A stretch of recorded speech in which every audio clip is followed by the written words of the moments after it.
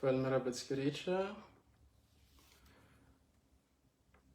mianjo olona isika.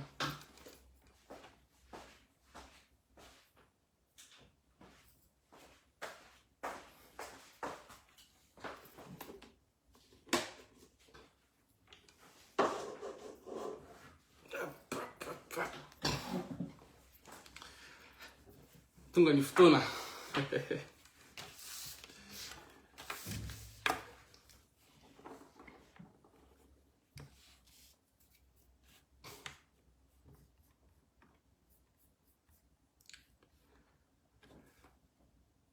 Up, up, up.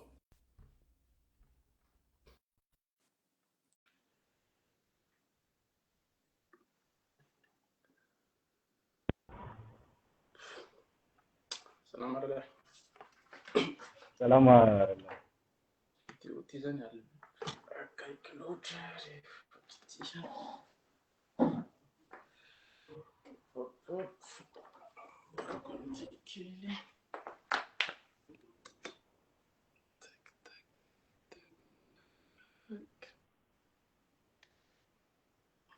Voilà.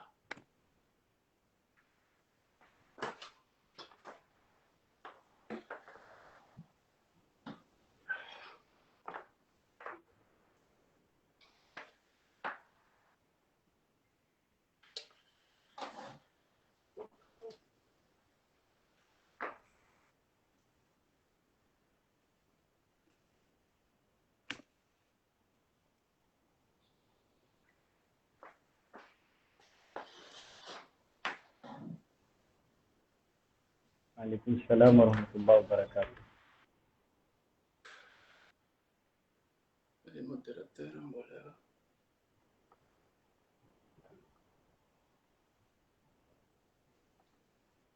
Maino nangano? Ya mayen zaka.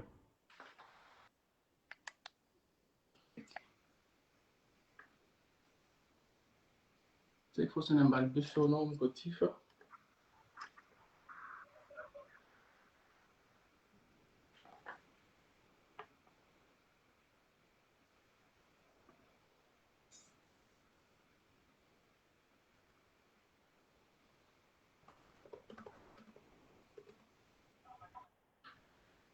un modérateur mandefa message fa mahakagana invitation anazy mbola tsy tonga.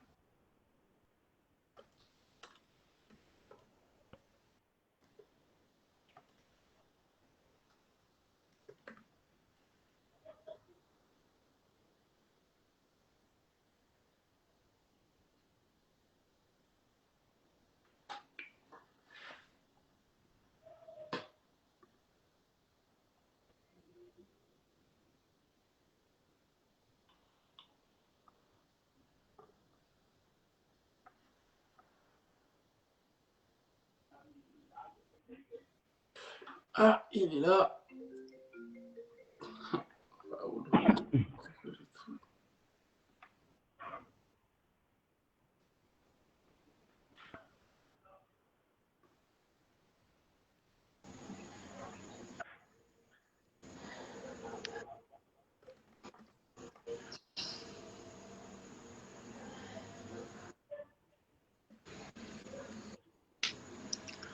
Bonsoir, bonsoir au diable.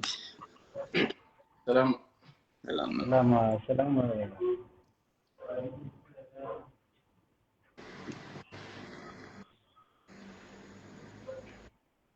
Anao ny fitenena là, monsieur l'ambassadeur. Ah, d'accord. Efa tsy andrasana elika angamba fa tonga de efa lancesika de ambarambara mialoha angamba fa ny durée an'ilay débat zegny 1 heure de samy magnano présentation aloha dia rehefa avy eo amin'izay miditra agnatin'le tegna débat. Dia samy manana 5 minutes mametraka fanontaniana le raiky, mamaly zegny le raiky samy manana 5 minutes aby zegny. Donc zegny izy koa fa tapitra le 5 minutes anao dia ampitsai hevitra fo zegny hoe tapitra le 5 minutes dia miditra koa raiky. Bon, lasatsika dia izy moa midriky voalohany Romil, tsy zay? Miditra amin'ny présentation de aloha. Romil zegny magnano ho an'izay mizaha, Romil aloha magnano présentation sady tonga dia mametraka le critique. Fa côté Marcel mbola tsy mamaly le question izy am'le présentation voalohany fa mametraka présentation aloha izy dia après izy no mamaly le fanontaniana. Zay angamba dia ok, afaka mandroso anao rahalahy Romil. Ya, mijoro eto ny tenako, voninahitsin'ilay Andriamanitra tokana marina, dia ny iray zanaka fanahy masina. Amen. Palmerabatsika rehetra, misaotra anao rahalahy manaiky lalaon'ny modérateur. Ny fanjaisetsika androany ho antsika kristianina katolika dia ataoko dedikasy manokana ho ainareo vehivavy rehetra terena hivadika silamo, nefa rehefa tsy nanaiky an'izany dia narina ohatran'ny fako, niterahana dia nisarahana.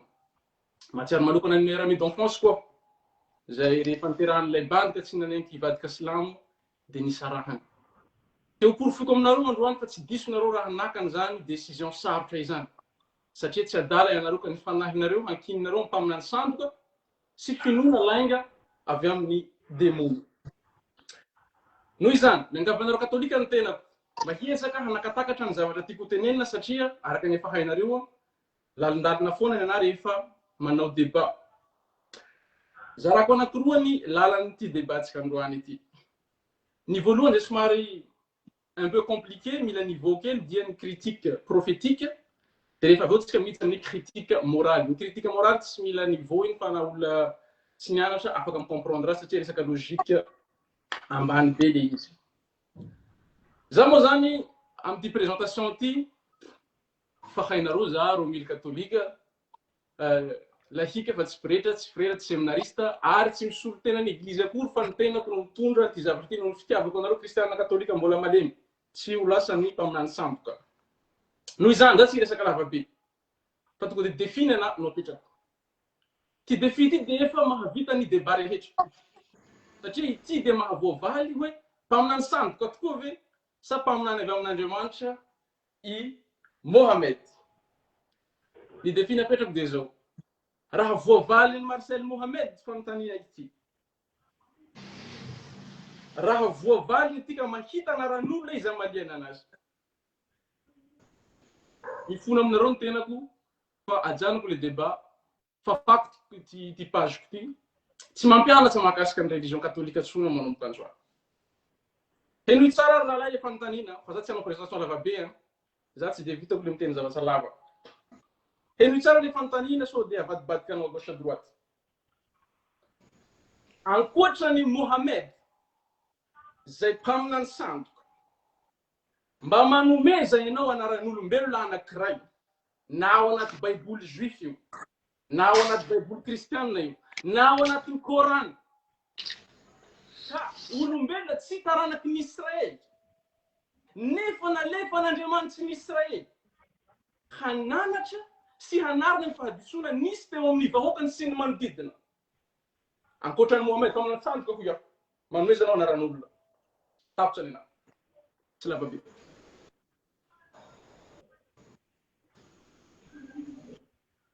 Ok. Tonga dia miditra anao. Ok, bismillah wa salatu wa salamu ala rasulillah wa ba'd. أتلو إليكم آية من آيات القرآن الكريم حيث قال الله تبارك وتعالى في سورة الأحقاف بعد أعوذ بالله من الشيطان الرجيم قل ما كنت بدعا من الرسول صدق الله العظيم. assalamu alaikum wa rahmatullahi wa barakatuh. Faly miarabatsika rehetra zay magnaraka ny tiadivitra tia, miarahaban'ny modérateur, miarahaban'ny Ranaromila. Ny thème zay voaboasitsika eto amin'ity androany ity moa dia efa fantatsika hoe Muhammad ve mpaminany avy amin'Andriamanitra sa mpaminany sandoka. Izay indrindra no nahatonga zahay mpino Islamo magneragna an'izao tontolo zao dia magnopakopaka saina faneva. Ary ny targetra zay hoentina eto androany dia mifototra tanteraka amin'ny teny-Janahary mazava tsara agnatin'ny Qur'an hoe kul ma kuntu bid'a min ar-rusul. Lazao amin'izao tontolo zao fa Muhammad dia tsy mpaminany sandoka, ary tsy ho sandoka na oviana izy dia mpaminany avy amin'ny pahary ny zava-dehetra. Izany verset zany fotsiny dia efa ampy ho anay musulman, fa ny antony hoe izy ity zany débat dia tsy maintsy hiditra zahay amin'ny boky izay ampiasainareo kristianina agnapirofonay fa Muhammad dia tsy mpaminany sandoka araky ny filazanareo azy. Teboka voalohany izay tsara ho fantaritsika na zahay musulman na nareo kristianina, alohany atsika agnavaka Zanahary alohany mahay magnavaka ny mpaminany avy aminazy amin'ny mpaminany sandoka. Aorian'ny Zanahary dia ireo iraka anazy.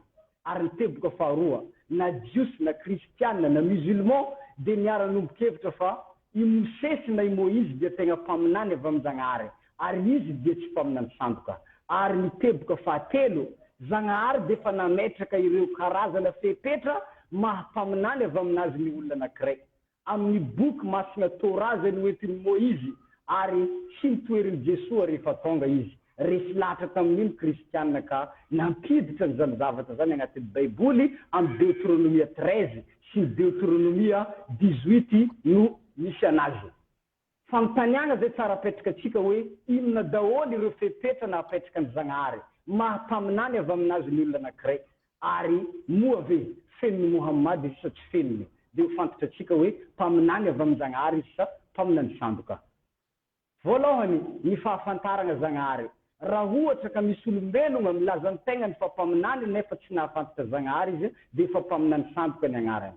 Faharoa, ny fitoriany Zanahary tokana. Izy koa izy mitory Zanahary marobe dia efa mpaminany sandoka ny agnarany. Ary fahatelo, izy mitory Zanahary ny zanak'Israely. Raha ohatra izy ka mitory Zanahary hafa zay tsy fantany zanak'Israely dia efa mpaminany sandoka izy. Raha maminany zavatra izy dia tanteraka le zavatra, ary raha magnano fahagagana izy amin'ny agnaran'ny Zanahary nagnanaovana an'izany fahagagana izany.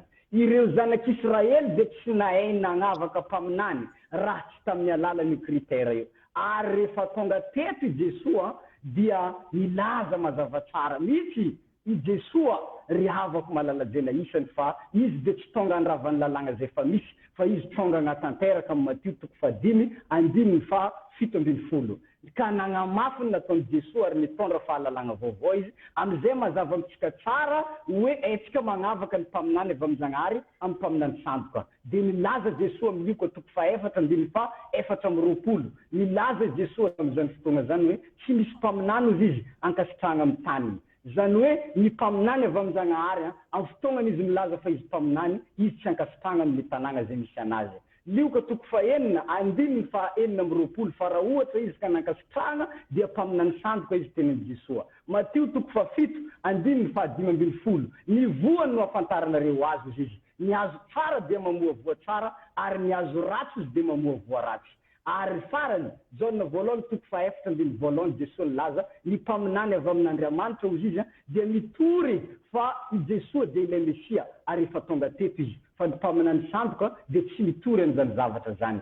Zahay mpino Islamo tompoko dia magnambara ny fomba ofisialy androany fa ny teboka rehetrarehetra, ny fepetra napetran'ny Zanahary agnatin'ny Baiboly dia feniny Muhammad. Muhammad dia nahafantatra Zanahary. Muhammad nitory Zanahary tokana, nampianatra Zanahary ny zanak'Israely, naminany zavatra ara-tanteraka, nagnano fahagagana tamin'ny agnaran'ny Zanahary zany Muhammad zany. Ary Muhammad tsy nankasitrahany vahoakany Makka rehefa nilaza ny tegnany fa mpaminany. Ary Muhammad dia namoa vokatra tsara satria rehefa jerentsika ny fiainan'ny Arabo taloha ny fatongavany arabo dia olona mpanompo sampy, arabo dia mamono zazaviavy, nefa rehefa tonga Mohamady novany nanompo Zanahary tokana izy ireo, ary efa tsy magnano an'ireny karazana zavatra maro ratsy izay nataon'izy ireo reny izy ireo. Izany dia proof fa azo tsara izy ary mamoavoa tsara. Ary Mohamady dia niaiky sy nilaza tampahibe maso fa i Jesoa dia ilay Kristy, ilay Mesia efa tonga teto ambony ty tany ity. Zahay musulman dia mametraka défi. Umeo anay tompoko azafady, ny fepetra na petra ny Zanahary tsy feno Mohamady ka nahatonga nareny laza fa izy mpaminany sandoka. Zany défi avy amin'ny musulman fa tsy défi izay hoe faminany na hoe question-jaza sahala am'le napetraka ny 2000 teo. Zay aloha ny présentation avy amiko. Efa vita zegny le famalianao le question ny Monsieur Romil. Zay zany za ny famaliana question. Voalohany Romil anao nilaza aloha tamin'ny publication zay nataony, izy nilaza hoe raha voavaliko izy le fanontaniana. Zay aloha le zavatra niresahany. Fa izy tsy niteny mihitsy hoe misy agnaran'olona le zavatra, fa rehefa tonga tamin'ny débat izy nagnampy hoe misy agnaran'olona ndraiky le zavatra dikan'izany fa nisy zavatra niova zany akeo koa tonga agnatin'ny débat. Zay la zavatra mila fantaritsika. Voalohany ny zavatra mila fantaran'ny Romil, critère napetraka ny Zanahary no afantaratsika ny mpaminany avy amin'ny Zanahary sy ny mpaminany sandoka. Zay aloha ny zavatra mila fantaritsika fa tsy atsika no mametraka critère, fa Zanahary no mametraka critère satria atsika raha hitondra hevitra atsika keto dia midika zay zavatra zay zany fa midika mazava tsara mihitsy zay zavatra zay zany fa hoentintsika amin'ny hevitra atsika zany le débat. Zay aloha voalohany. Raha ohatra ozy ny Romil ka misy mpaminany zany ivelany zanak'Israely nefany io mpaminany zany mikely zanak'Israely fa mpaminany dia manomana agnarana zavali ny Baiboly. I Romil tsy mahay Baiboly, valina ny tsotra Numère 22 verset 24 hatramin'ny 26 miteny mazava tsara mihitsy fa i Balama dia olona tsy Israeliana, Balama agnarany, ary izy io dia mpaminany. Voasoratra mazava tsara mihitsy zany zavatra zany, resahan'ny Talmud sy ny sisa, ireo jiosy dia mieky fa i Balama dia mpaminany. Ny mpaminany anankiray tompoko tsy alefan'ny Zanahary raha tsy mitondra soa amin'ny olona anankiray. Zay le zavatra tsy fantan'ny Romil aketo. Dikan'izay zany raha nangataka agnarana Romil dia ho valiko eto anatrehan'izao tontolo zao hoe i Balama tompoko dia mpaminany tsy Israelien. Ary i Balama io dia resan'ny Baiboly amin'ny Numère 22 verset 24. Voavaly le fanontanianan'ny Romil. Ok, miditra Romil angamba. Voilà. Merci. Zay nazy nitenenako hoe jero tsara le fanontaniana. Mpaminany avy amin'Andriamanitra hananatsa ny zanak'Israely. Eo manko hitadiavana an'le niveau. Balama hoy izy. Balama zany tompo sady tsy zanak'Israely no tsy nalefan'Andriamanitra hiteny amin'ny zanak'Israely. Vakio le Baiboly teneninao. Tsy nalefan'Andriamanitra hiteny hananatra ny zanak'Israely. Balama fa nanehoan'Andriamanitra ny heriny fotsiny hoe io vahoaka koa tompoko tsy azonao hozonina zany. Satria ilay Andriamanitra païen gentil ny forcéan'i Balama hanozona ny Israely. Fa tsy misy fifandraisana na kely politika ohatran'iny teo amin'ny Balama sy ny zanak'Israely. Donc, ny teny izy teo hoe critère. Efa critère lehibe zay havana. Hoe mpaminany tsy zanak'Israely mihambotena hoe nalefan'ny Andriamanitra hananatra, hanitsy ny fahadisoana nisy teo amin'ny zanak'Israely. Maromaro zavatra niteneniny teo. Ty anankiray ity ny tsinjiko mba tsy halavan'ny video na niresako. Raha ohatra ho izy mitsisy ho izy mpaminany masan-tany, ka raha misy ho izy mpaminany anankiray masan-tany dia mpaminany sandoka izy zay. Raisonnement bête, ifonako. Fangala izy atao raisonnement un ohatran'izany hoe ny sens contraire. I Moïse tompo zanak'Israely. Fa Moïse iny ino araka ny tenenina to, Moïse no mpaminany marina. Moïse na tsy neken'ireo zanak'Israely. Masy an-tany ny Moïse. Matoa zareo nianga avy tany Egypte, noentiny Moïse nakany amin'ny tany nampanantenany. Tu vois? Ry kristiana katolika malalako. Heno amin'izay iverenako amin'ilay critique voalohany. Anehoko amindreo ny critère amin'ilay lignée prophétique. Mila fanakarana randalina isika. Nde isika hiditra amin'ny fomba jody. Eo amin'ny vahoaka jody dia misy fonction anankitelo najoron'Andriamanitra ho an'ny zanak'Israely. Ny voalohany dia ny asa maha-mpaminany. Faharoa ny asa maha-mpisorona, pretra. Fahatelo ny asa maha-mpanjaka, roi. ireo tsisy olona afaka mipoitra avy any hoe za mpanjaka avy amin'Andriamanitra, za mpaminany avy amin'Andriamanitra, za mpirehetra avy amin'Andriamanitra. Fa hatany comme ça bêtement. Non. Efa misy critère eo. Ndeha idirantsika tsirairay le izy sady mandalana kely isika no mianatra. Mitsy isika amin'ny lignée royale. Zany hoe ny lignée mahampanjaka. Rehefa avy nanao ny hadalany Saoly, nafinjan'Andriamanitra amin'ny Davida sy ny taranany ny lignée mahampanjaka. 2 Samuel chapitre 7 verset 12 à 14. Rehefa tapitra ny andronao ka manjy amin'ny razanao ianao dia hatsangako ny taranakao manaraka anao. Ary ho hamafisiko ho manjak'izay ny seza fianjanany fanjakana. Ho toy ny raha eo ho azy, ary izy ho toy ny zanaka ho azy. Donc, niza olo miteny hoe mpanjaka avy amin'Andriamanitra raha votsiporofo zanaky ny Davida izy dia mpanjaka samboka zay. Ao iny, lignée sacerdotale, miasa mampisorona mampipretra. Exode chapitre 28 verset 1. Asaovy manantona anao Arona raha lahinao mba amin'ny zanany, ao amin'ny zanak'Israely, mba ho mpisorona amin'ny fanompoana ahy. Dia Arona, Nadaba, Abiu, Eleazara ary Hamora zanaky ny Arona. Niza olona eo amin'ny zanak'Israely miteny hoe za mpisorona avy amin'Andriamanitra nefa tsy voaporofo hoe taranaky ny Arona. Mpisorona sandoka zay. Porofo amin'izany Esdras chapitre 2 verset 61-62. Rehefa niverina avy tany amin'ny fanababona zanak'Israely. Dia nisy olona vitsivitsy miteny hoe zahay taranaky ny Arona, zahay mpisorona. Rehefa nijerena ny arbre généalogique, tsy voaporofo, tsy nahazo niatoka ny asa mampisorona zareo. Esdras 2 verset 61-62. Ary ny tamin'ny taranaky ny mpisorona dia ny taranaky ny Hobia, ny taranaky ny Akosa, ny taranaky ny Berzela, izay nakavady tamin'ny zanakavavin'ny Berzela, Galadita, ka dia nantsoina amin'ny anarany. Nikaroka ny taratasy vavolombelon'ny firazanana izy ireo fa tsy nahita, ka dia nolazaina ho tsy madio, tsy mahatana ny fisoronana. Miditra am'izay isika amin'ny critères prophétiques. Une minute avy là. Merci modérateur.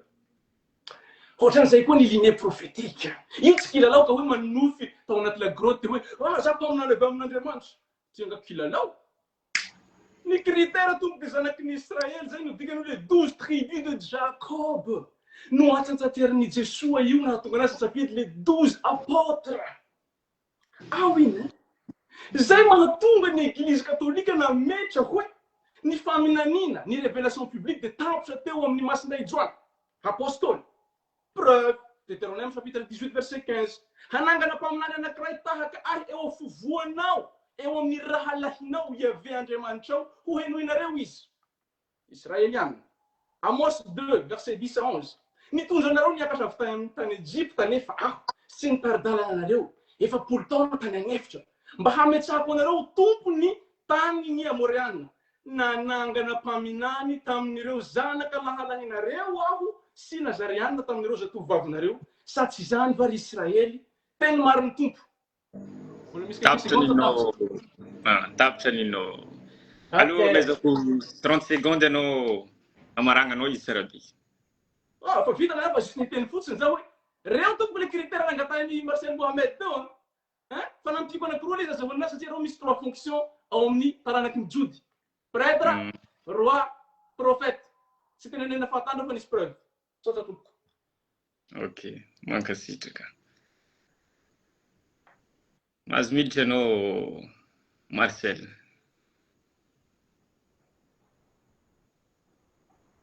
Tseno feonao ralahy. Tsisy feo. Feo. Ya, voalohany zany aloha ny mpaminany izy koa tonga amin'olona ray dia andeha hagnanatra diany zay. Dikan'izany Balama io tonga keto aloha voalohany dia tsisy preuve na dia hoe tsy nahitanga verset zay miteny hoe i Balama andeha hagnanatra ndraiky tsy andeha hagnanatra valy mitsotra matoy izy mpaminany dikan'izay nandeha nagnanatra dia zay. Ary faharoa ny zavatra tsy hain'ireo milina dia ity. Na dia tsy voalazan'ny boky taloha aza ny zavatra anankiray zany tsy midika tsy manafona ny mahampaminan'olona anankiray. Zay aloha raha mila fantotranao zany reo mila. Tsy agnisan'ny critère napetraka Zagnahary zay zavatra zay. Faharoa, baibolinao mihitsy fa miteny fa le faminaniagna efa hiala amin'ny zanak'Israely. Amin'ny Genesis, amin'ny Genèse 49 verset 10 agny miresaka ny tem-panjakana sy ny faminaniana dia tsy hiala amin'ny Joda mandra-pahatonga ny Silo. Zany hoe ho avy tonga hiala ny tem-panjakana io amin'ny Joda. Le fanjakana hiala amin'ny zanak'Israely. Jesosy mbola miteny amin'ny Matthieu 21 verset 43 esorina aminareo izy ny fanjakan'Andriamanitra ka omegna ny firenena zay mahavokatra ny voany zay zavatra zany hoe alagna amin'ny zanak'Israely io fanjakana io dia tsy maintsy afindra amin'ny firenena hafa le fanontaniana aketo moa ka aiza zany le firenena aketo zay le zavatra tsy azony Romilna aketo Romilna ny teny hoe Moïse oziny nankasitrana tamin'ny taniny aketo ne Jesoa efa tapiren'i Moïse vao nametraka le fahalalagna vaovao hoe raha misy mpaminany izy hitanareo dikan'izay aprena azy le zavatra aketo efa tsy miasa am'le alohan'i Jesoa Moïse alohan'i Jesoa ne aiza mpaminany apreny Jésus ary dia io mpaminany io tegna marina zany hoe tsy nahafeno ny critère raha vao ohatra zany ka misy olona zany apreny Jésus tsy mahafeno ny critère io zay zavatra zay fa midika zany zay zavatra zay fa hoe mpaminany sandoka le olona ary zavatra jiaby regny fenon'ny Mohamady raha nyresahany aketo hoe teny Zagnahary daholo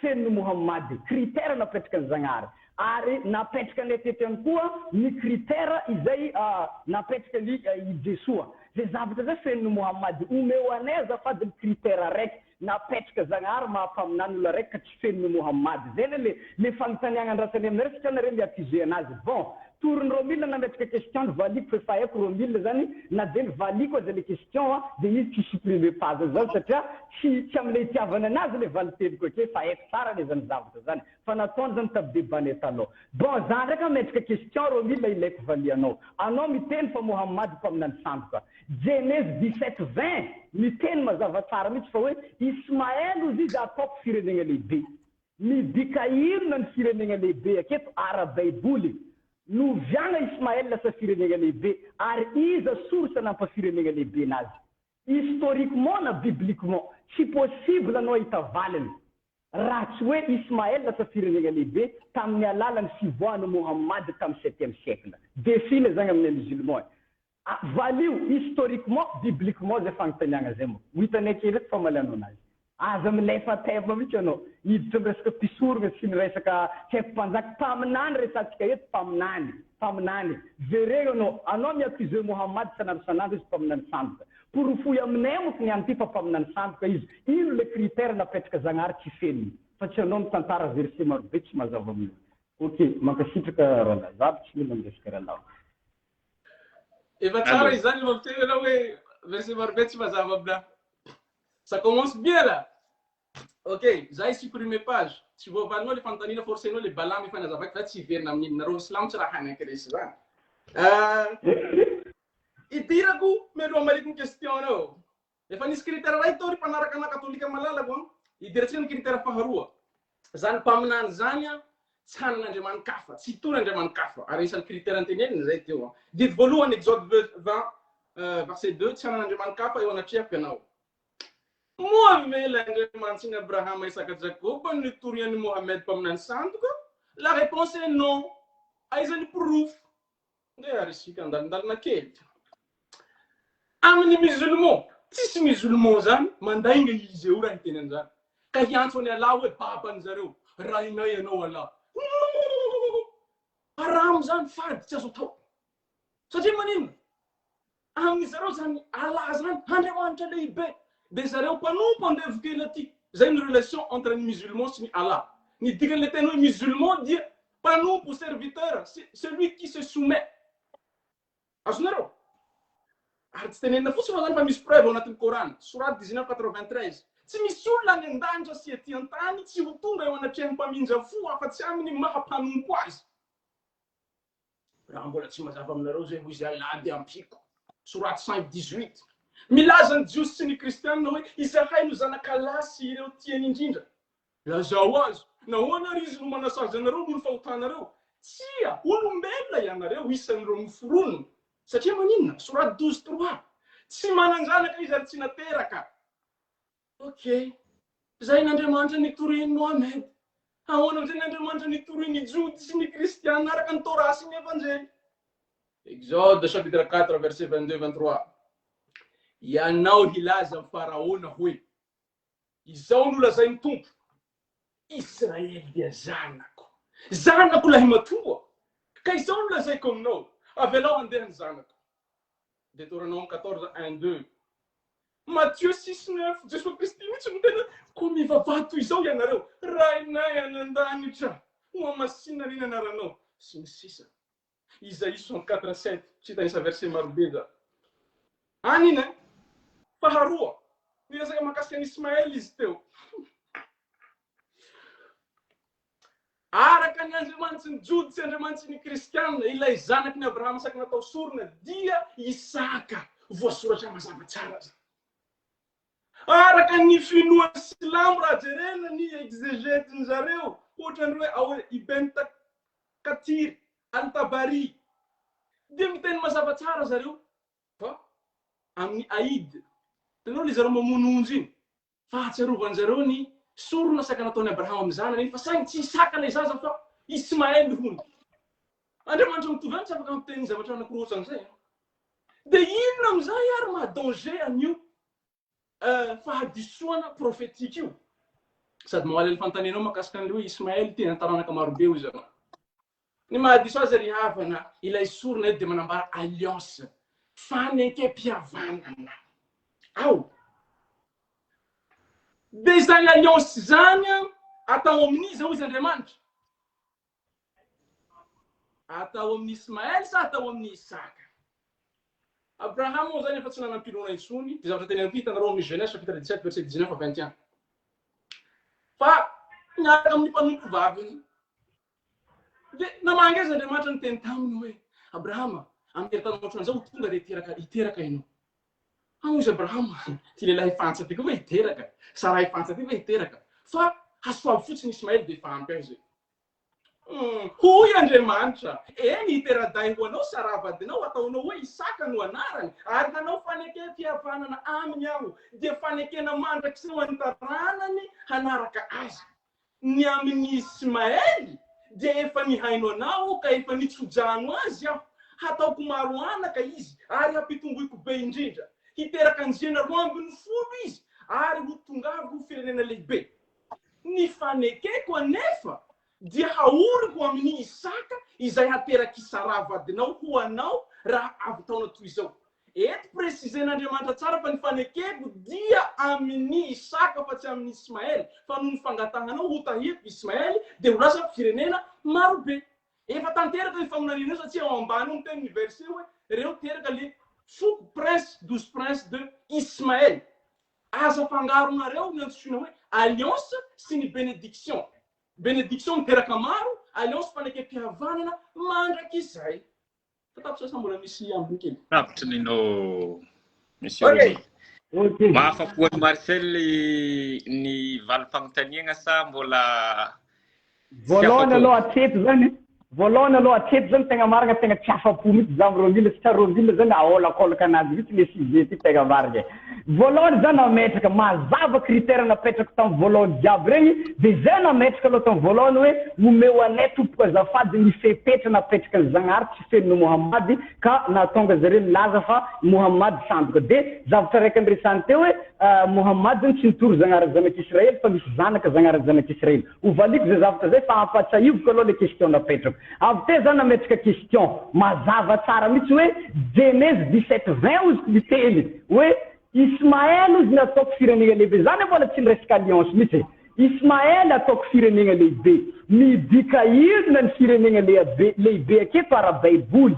Noviana Ismaël lasa firenena lehibe, iza source nampafirenena lehibe anazy.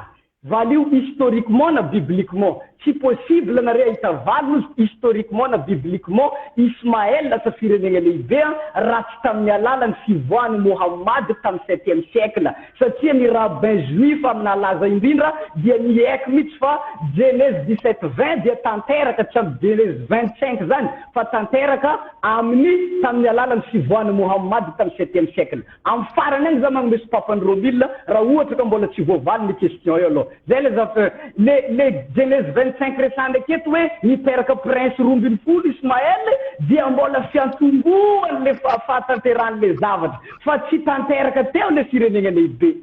noviagna wa Ismaël lasa firenena lehibe izy source nampafirenena lehibe nazy zany question zany mbola apetraka mbola mila valiny Romil vakeo ireny rehetrarehetra regny bon za hiditra Romil teny hoe zagnarin'ny Mohamad tsy nananjanaka fa zagnarin'ny zanak'Israël izy nananjanaka satria zareo teny hoe ray atsaiky zanaka voalohany ny conception ny zanak'Israël mahakasika zanak'Andriamanitra dia tsisy problème aminay musulman satria zay misy le teneny Ibn Taymiya amin'ny zavatra zay nisoratany fa tsisy problème ny conception zanak'Israël mahakasika zanak'Andriamanitra satria dikan'izy io dia mpanompon'Andriamanitra fotsiny le dikan'izy io sariny teny nampiasain'izy ireo fa taty avafara ireo kristianina katolika io mihitsy no magnova le conception le zanak'Andriamanitra de nampidirina hoe zanak'Israël zany mino zagnahary mananjanaka de agnatin'ny trinité teza zanak'Israël mino zagnahary nananjanaka tafiditra isan'ny trinité zany zavatra tsisy zany ary raha ohatra ka hoe zanakan'le zanak'Israël le inonareo manino zanak'Israël jiaby tsy ampidirina re agnatin'ny trinité fa i Jesosy fô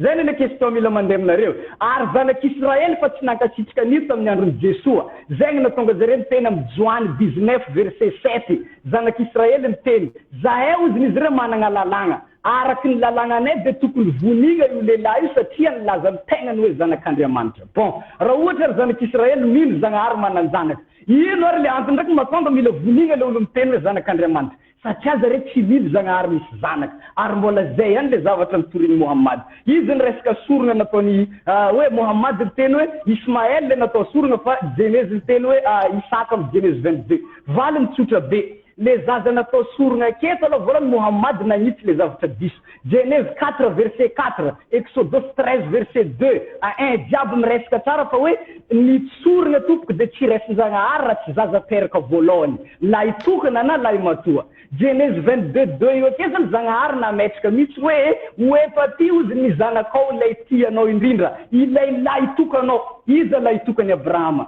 Ismaël fa Isaka Ismaël ane amin'ny Genesis 16 rio 86 ans Abraham niteraka anazy Genesis 21 rio 100 taona i Abraham vao niteraka ny Isaka dikan'izany Isaka tsy possible olona hitokany Abraham zany ary le toerana nagnanaovana le sorona dia Makka Arabie Saoudite ao amin'ny tendrombohitra ny Marwana Moria amin'ny Genèse 22:19 misy an'izany raha ohatra ka Isaka natao sorona ino dia Isaka ny Arabie Saoudite zay le matonga hoe izaza natao sorona tsy possible Isaka fa io Ismaël fa izy fogna zany le zavatra mila zavainay hoe nagnarana Mikala ho lasa Meraba zany ovan'ny Baiboly tsy ho vitan'ny Baiboly ve agnova agnarana Ismaël ho lasa Isaka efa fataon'ny Baiboly magnovanova zavatra io Baiboly tsisy texte original Baiboly tsy zay efa nazavaiko fa tsy niela zay dikan'izany tsy preuve matanjaka hoentinare aminay mihitsy io Baiboly aketo zany Mohamad nagnitsy le zavatra diso fa le marina taminazy tsy nikritikeny mbola tsisy critère raiky navoakan'ny Romil teto mahasandoka ny Mohamad napetraka zagnahary fa hevitra anazy no nitondrasiny an'ity débat teto niany zahay tsy mila hevitra ny Romil zahay mila hevitra ny zagnahary zahay mila hevitra ny Jesosy mahasandoka ny Mohamad anarena miakize anazy sandoka omeo proof mazava karaha nataony mitondra proof mazava tamin'ny voalohany taketo mankasitraka atsika jiaby ok mankasitraka alefa ohatrany mbola tsy mazava le fagnontaniana tsy le hoe le fagnontaniana fa le valiny mihitsy zegny mbola tsy mazava tsara beky le valiny fagnontaniana hoe ino le antony ivolagnana fa le prophète Mohamed zegny sandoka mba afaka omeny Romil le proof mazava tsara milamigny zay manko le fanavotandremako antsika zay tamin'itsika nivory hoe io olona io rehefa za hanazava tsy raha ho azony zao de lasa lera foana lany satria le zavatra efa nihazavaiko teo ho hazavaiko foana efa nafitanjana izy ay efa niteny mba amin'ny critère nihazavaiko le 3 fonctions prophète roi i prêtre tsy azony Mohamed zao tsy tafiditsy anatolohanao satria parikera maimbo ny Coran iny fotsiny zavatra hainy nitsy za amin'ny critère faharoa andriamanikafa tsy mety aminy zao de niteny izy teo hoe Ismaël fa tsy Isaka donc zany disoanareo tsy ny kristianina fotsiny disoanareo fa tsy amin'ny Torah jody zany diso reo fagnareko tena marina ny Torah mba nambara Genèse 22:1-2 taoriany zany izy toetrany Abraham Andriamanitra kanao taminy hoe ry Abraham ary hoy izy intia de hoy Andriamanitra eto ny zanakao ilay tokanao ilay tianao dia Isaka ka makanesa any amin'ny tany Moria ary rehefa mbiany anao atery izy sorona dorana eo ambony anankiray amin'ny tendrombohitra atoroko anao. Ny katolika malalaka inona zavatra ho teneniko? Za tsy andesy lahatra olona efa miborona eloha fa mazava ny fanazavana. Ao ia mitsy atsika fanaporofona fahatelo amin'ny mahampaminany sandoka ny Mohamed. Ty kosa aloha tena toroi. Diky fahavalo, Exode 20 verset 16. Tsy tsangako vavolombelona mandainga hameliny namanao ianao. Raha tena mpaminany avy amin'Andriamanitra Mohamed tsy nambara révélation lainga sy zavatra tsy marina. Ina nefa ny fampianarana noantiny Mohamed zany fa révélation azo tamin'ny anjely Jibril. Maria keto fa tsy anjely Gabriel io fa demôny misamboka ho anjely. Ao amin'ny sourate 4 verset 157. Tena namono ny Mesia Jesua zanaky Maria irakalahy zahay. Nefa tsy namono azy izy ireo ary tsy nanombo azy tamin'ny hazo fijaliana fa endrika fitaka fotsiny izany. Ary ireo zay niadi-kevitra momba izany dia ao amin'ny fisalasalana tokoa. Tsy manana fahalalana marina izy ireo fa manaraka eritseritra sy tombatombana fotsiny ary azo antoka fa tsy namono azy izy ireo.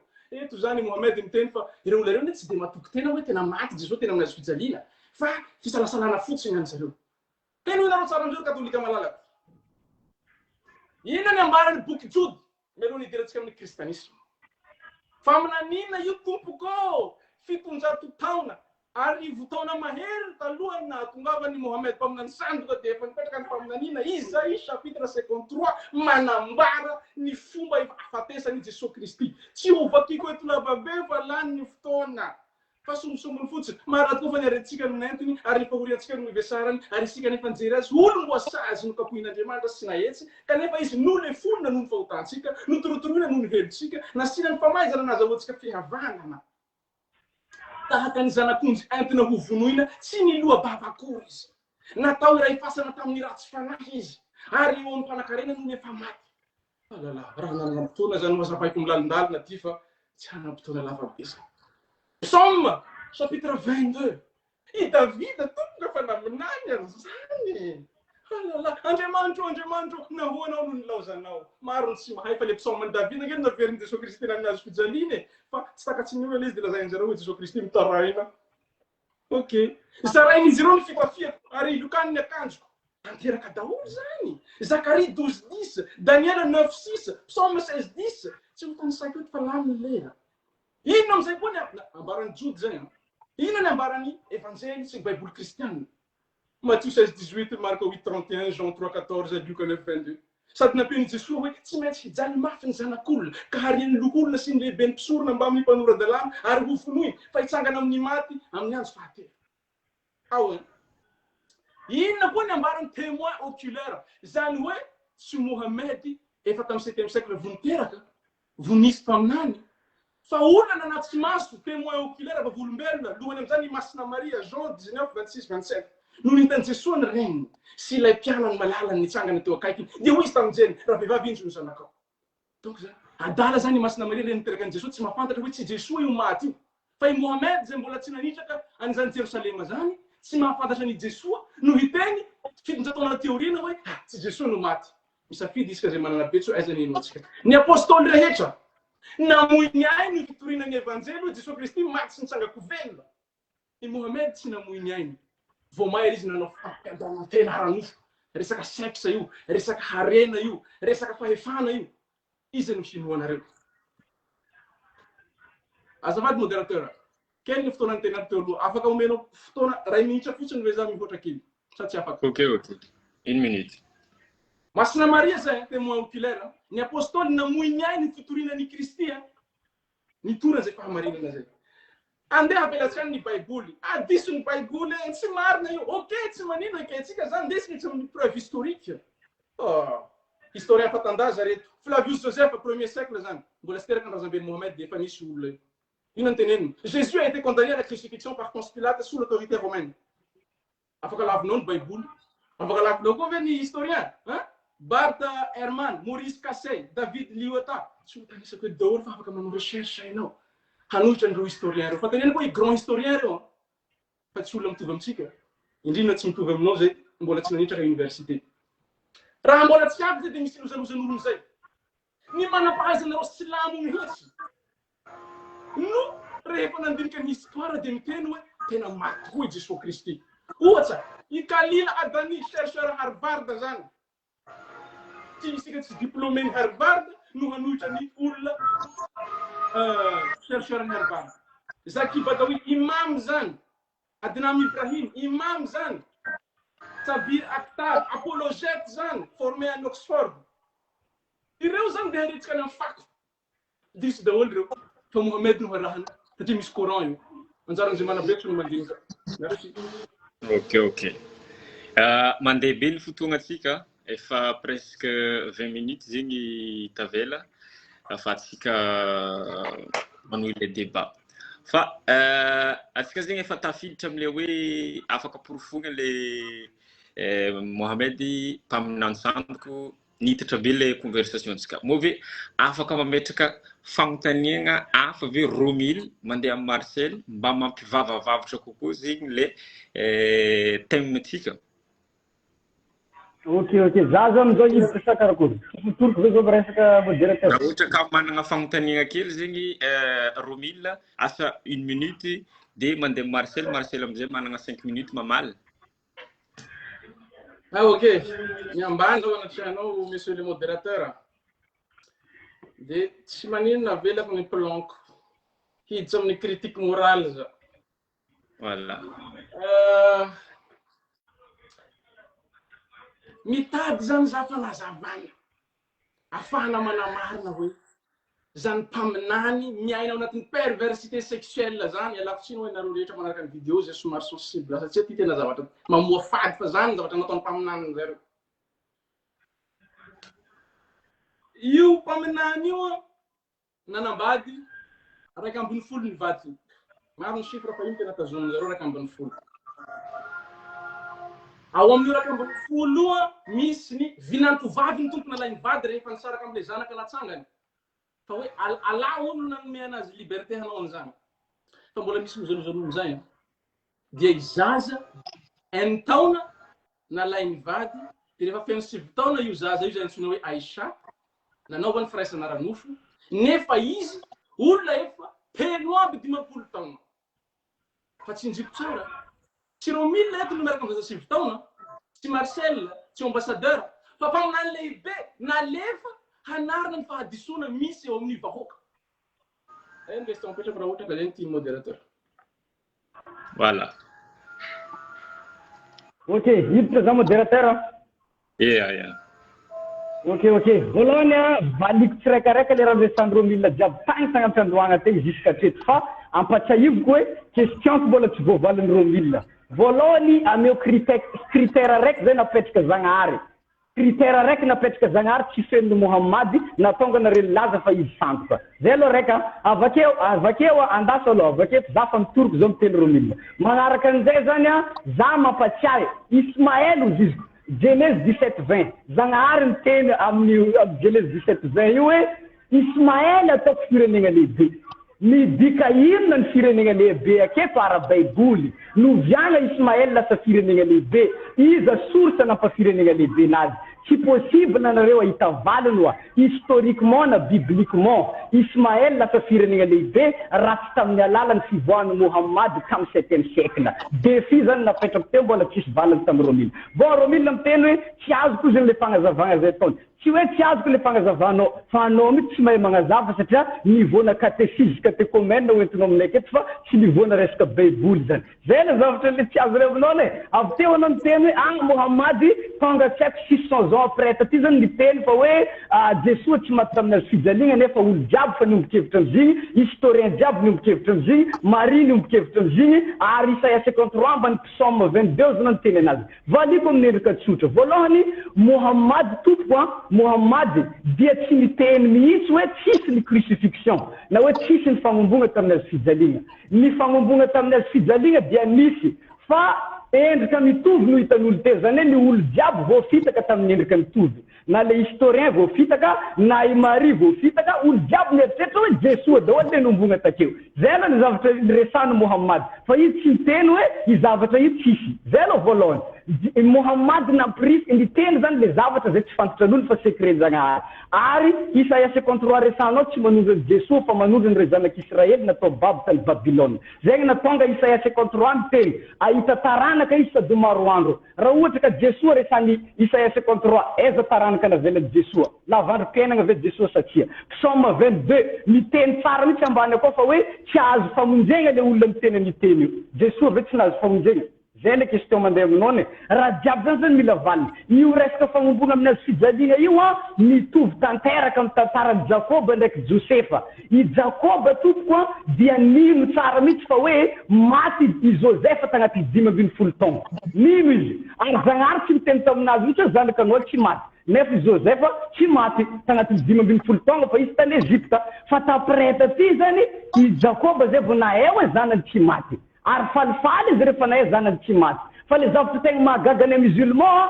olo jiaby nino hoe Jesosy maty Muhammad amizay tonga miteny vaovao mahafaly hoe izy tamin'igny ane tsy maty fa endrika nitovy de kristianina tokony ho faly zareo ndraiky vignitra amin'ny musulman mahagaga hoe nareo ty ve mankatiany Jesosy marina sa nareo ty zany fahavaliny Jesosy ka mila andeha ifataisan'ny Jesosy fogna zegny le zavatra irairay le resanana juifa tsy ary nino Mesia tompoko hoe Mesia andeha ho faty zany Mesia andeha hanavitra zareo fahotagnanjareo zegny no nandrasan'ny juifa tompoko zay le zavatra mila Muhammad mila fahefagna ndraiky mila arena zany koa raha resany ty Muhammad fa namenjareo anao tompoko mijanona amile afitra zay apitainao ty zareo fa anao amene avola anao amene viavy anao fa Muhammad miteny na de masoandro sy davolagna io izy namenare na za tsy angalaka an'io fa afatra ty ampitaiko fa aminany sandoka karakory zalahy iteny raha karahan'izany zay le zavatra tsy mazava aminareo aketo ane de izy ny kritika fanambadianany Muhammad Muhammad izy nanambady maro nanambady tsy haiko 200 David agnatin'ny baiboly koa nanambady moatrany 200 nefa David io mpaminany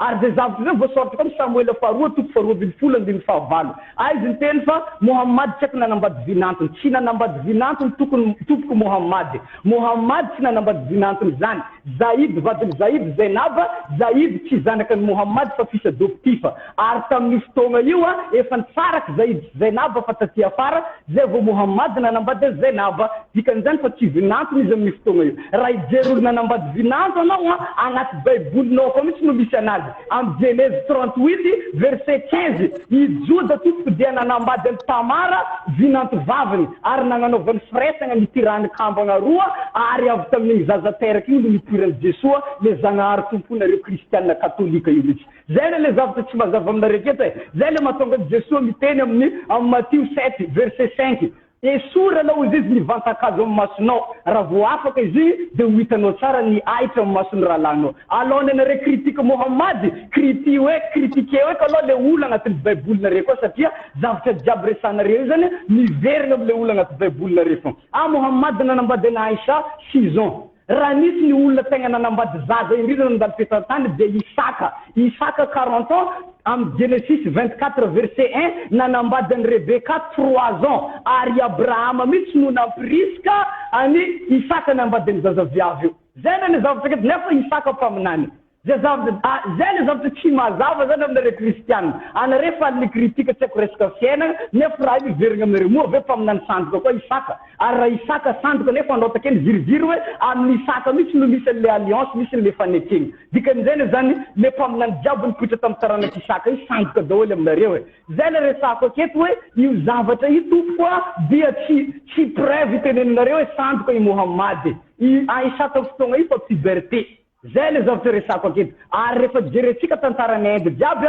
valo taona olo fa puberté tamin'ny Inde takagny tamin'ny Inde taloha dikan'izay zany zazanay vonka puberté azo avy eo aminay koa Rebeka 3 ans io moka azo avy eo aminay musulman ny resan'ny Talmud mazava izy fa 3 ans Rebeka ary rabbin juif nalaza indrindra tsy hoe Rachia dia mbola niaiky fa 3 ans Rebeka tamin'ny fotoagna io nalainy Isaka vady 40 ans izy tamin'ny fotoagna io dikan'izay zany le zavatra tiany musulman mpitena valio tompoko le fanontaniagna napetrakanay fa azaolakolaka amina zavatra hafa tsy mila anareo fa ela ny teny Muhammad fa aminany sandoka de tsy tokony sarotra aminareo de magnamponifan'izany ary zay miandry avy aminareo mihitsy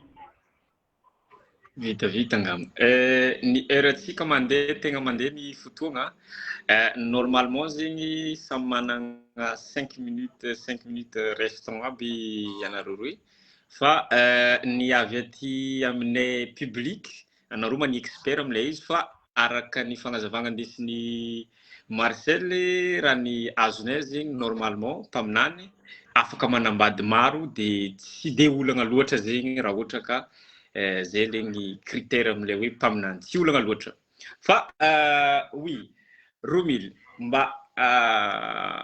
afatranao faramparany satria mandeha be ny fotoagna atsika ho atsika igny sa hoe mbola te hitatra kely zegny atsika miankina amin'ny le ambiance débatsika fogna zany efa nampitanjana anareo e adiny ray sasany nareo ny insista adiny ray ok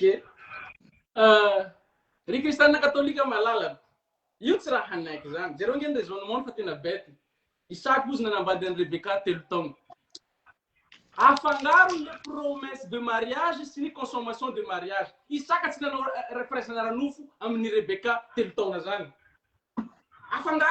afadibadiny le zavatra resaky consommation afaka mbola vadinao le zany mbola anakibonjeny no vadiko zanakanao io eo tsy any le problème fa les consommations à 9 ans nefa enao mpaminany lehibe atao hanarina ny adalana resaka polygamie or David nanambady maro Salomon nanambady maro efa nazavaky vidéo zany fa valikely fotsiny amin'ny jody na amin'ny kristianina la réalisation de la perfection dia am'lay Messia volonté permissive nanarandreo tsy hainao zany fa mila manao recherche anao rehefa avy eo zay mahatonga ny Jesoa nanazava mazava tsara rehefa niteny aminy jody hoe marka 10:12 tena natinazy ny parisana mahafanahiazaka nanotany hoe mahazo misaobady va ny lehilahy ary zao navaligny azy ireo ahoana ny nandidiany Moïse anareo dia hoy izy nomeny Moïse lalàna hanao taratasy fisaoram-bady sy hisaobady ny lehilahy fa hoy kosa Jesoa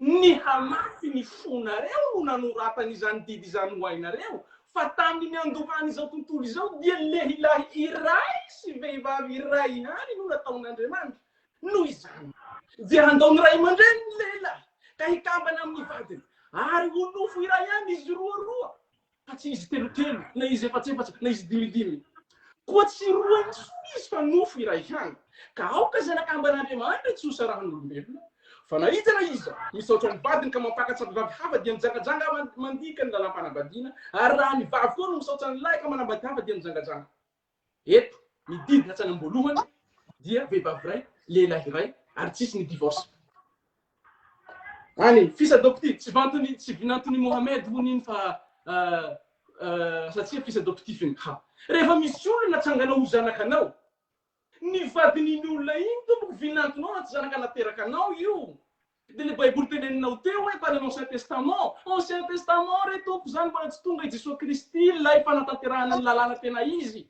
efa nala amin'ny Jesosy Kristy ny dega rehetra tonga ny mpaminany sango raha nakorotana indray afaka manambady efatra eto amizay tena mahagrady an'le zavatra ny Korany miteny hoe afaka manambady efatra ao amin'ny sourate 4:3 fa i Mohamed tsy mety amiko efatsy zao tsy ampy ahy tena 11 satria za mpaminany mahazo exception aiza tompoko ny mpaminany ohatran'izany iza ny olona marasaina hanaraka mpaminany ohatran'izany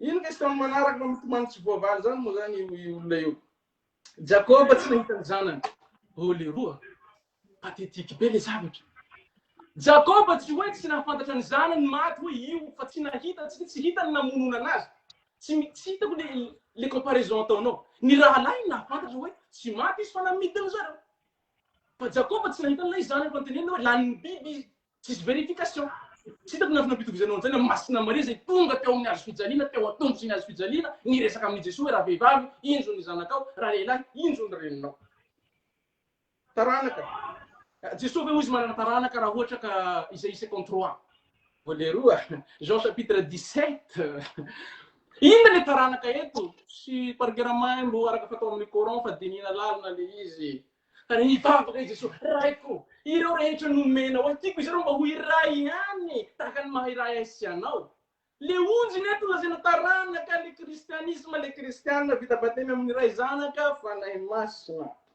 any iny Ismaël bahoaka marobe averimberiny foana ty efa hazavaina indraty fa tsy azon'ny lalahy ty Genèse chapitre 25 verset 13 Izao no anaran'ny zanaky Ismaël araky ny anaran'ny taranany aby. Nebaiota, olay matoan'i Ismaël. Desera, tsy fokany say koa ny anaran'ny Rome, misolety fanany lera. Ireo zanaky Ismaël, ireo no anarany araky ny voany sy ny tobiny aby. Ireo no filohan'ny roa ambin'ny folo amin'ny fokony. 7 amby 30 amby 100 taona no anjo ny anan'i Ismaël dia nialaina izy ka maty ary nakambana tamin'ny razana. Mazava iny fa afaka manaiky izy na tsy manaiky. Fanjakana nalaina tamin'ny zanaky Israely. Rahalahy spirituel zany. Mijody no fiaviany famonjena. Zay ho mahatonga ny olona raha ilaza taminany tsy maintsy manaprofo hoe taranaki Israely izy. D'où l'essence des 12 apôtres. Ny apôtres roa ambin'ny folo ny zanaky Israely. Dia ireo amizay nalefa hitory ny evanjely. Dia iza le taranaka eto nanjanany le fahefana. Tsy ny silamo fa ny kristianina le roa tsy forsena ny zavatra. Mbola misy kritika mavaivay ty fa apetrako aminareo le izy. Ho tohizana ty débat ty sa hajanona am'izay atiny ray. Aleo lo miditrenitrenika Marcel de arakaraka le valiteniny Marcel. Ok, ambilena zaidi misy ambilena zaidi. Ok. Azaveko le izy ya. Voalohany fagnontaniagna fetrako telo averiko aloha za maly kritikan'ireo olona jiaby. Fagnontaniagna io misy antony be fagnontaniagna. Genèse 17:20 miteny. Ismaël izy ataoko firenena lehibe. Za nametraka nidika irina ny firenena lehibe keto ara-baiboly. Noviagna Ismaël lasa firenena lehibe iza sorsa nampafirenena lehibe nazy. Satria za moko raha hitondra raha hafa nefa iny tsy voavaly avakely reteny Marcel Mohamad maro question. Ale question io tsy averiko mazava tsara. Bon, ino moa dikany firenena? Ale valiko raika fa tsy voavalin'ireo milina. Dikany firenena lehibe to ara-baiboly Deutéronomie 28:1. Firenena izay manompo Zagnahary tokana miaigna ambanin'ny lalànan-Zagnahary. Zany hoe lalànan-Zagnahary no miasa amin'ny firenena io. Ary Exodus 32 verset 9 à 10 na amin'ny Talmud de samby miaiky fa Israël lasa firenena lehibe tamin'ny alalan'ny Mosesy na Moïse. Questione amizay mipetraka. Noviagna ry Ismaël lasa firenena lehibe. Iza source nampafirenena lehibe anazy. Si possible hoana re hita valiny historiquement na bibliquement Ismaël lasa firenena lehibe raha tsy tamin'ny alalany fivoahan'i Mohamady tamin'ny 7e siècle. Ary ny rabbin juif rehetra le malaza indrindra dia niombon-kevitra. Genèse 17:20 dia tsy tanteraka tao Genèse 25 fa mbola fiandohany akeo. Satria le faminan'igny miteny hiteraka andriana 12 izy ary ataoko firenena lehibe. Mbola misy tohiny le firenena lehibe fa tsy efa tanteraka tamin'izy niteraka 12 fa mbola eo le départ anazy. De zay mangasika zay valiny zay amin'ny Romila. Bon, Romila milaza hoe tsy haiko tamin'ny Rebeka zany tsisy firesaka. Amin'ny verset tsisy hadisy koa zany miteny hoe Mohamad nagnano firesana tamin'ny Aïcha tamin'ny fotoana izy 6 ans na tsy haiko izy 9 ans. Hadisy raha misy hadisy miteny an'izany hadisy tsy authentique. Zay le zavatra mila resatsika aketo. Faharoa milaza i Romila fa hoe fanambadianana maro de fahotana. Io tsy fahotana zany. Mpanjaka voalohany toko fa 5:15 Zagnahary mitsy no miteny tamin'ny Davida teneny Zagnahary. Tsisy fahotana ozy nataonao fa tsy le anao nangalatra vadiny Oria. Zany hoe nanambady maro Davida te moatry ny 20 tsisy problème. Fa izy nangalatra vadiny Oria, iny re problème nefa Davida ozy mpaminany. Karaha ohatra i kritiken'ireny Mohamady, dikan'izany fa mpaminany sandoka koa zany Davida. Mohamady tsy haiko nahazo exception izy anambady moatra ny efatra. Zay moka le resaka anazy takeo. Valiny tsotra. Amin'ny Baiboly Deutéronomie 17:14 jusqu'à 17 ny mpanjaka amin'Israely dia tsy mahazo manambady maro. Fa i Davida nahazo exception tamin'ny Zagnahary amin'ny Samuela faharoa toko faharoa ambin'ny folo andin'ny fahavalo. Ny resaka mazava tsara mitsy nomeko anao teneny Zagnahary ny vady maro. Izy koa mbola tsy ampy anao, mbola ampiako koa izy teneny Zagnahary. Dikan'izany raha fahotana ary le zavatra tegna mahagaga sy mahatalanjona kristianina mino fa hoe le Zagnahary tamin'ny testamenta taloha mbola Jesua fo. Dikan'izany zany Jesua mitsy aketo le magnome alalagna Davida hoe anao manambadiana maro io. Satria izy le Zagnahary ka. Zany le zavatra tsy mazava aminareo aketo hoe voalohany avake koa izy nitsaky John 17. Tsisy verset toko comme John 17 miteny ndraiky hoe Jesua nanana taranaka. Aiza taranaka Jesús resaka zavatra very sy hafa za mpifandraisina amin'ny thème mihitsy hita mihitsy anao zany fa tsisy argument.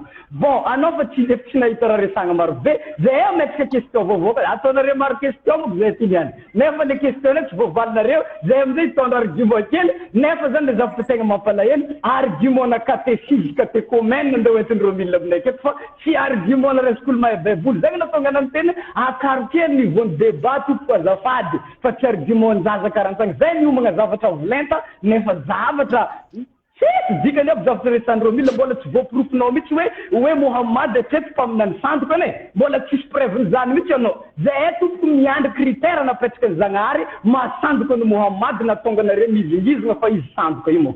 Zay musulman miandry an'izany aminareo Isaia 29:12 na Esaïe 29:12. Eto ndraiky za hitondra kely aoziny raha tolotra izy tsy mahavaky teny izy n'ilay boky tenenina aminazy vakio dia amaly izy hoe tsy mahavaky teny aho. Question comme Romilna tsotra. Iza olombelogno nanagna tantara mitovy am'izany nandalo teto an-tany. Iza raha tsy Mohamad. Natoloragna boky dia nitenenina hoe ikra vakio dia namaly hoe tsy mahavaky teny aho. Mba mitenena koa nanao Romilna zafady.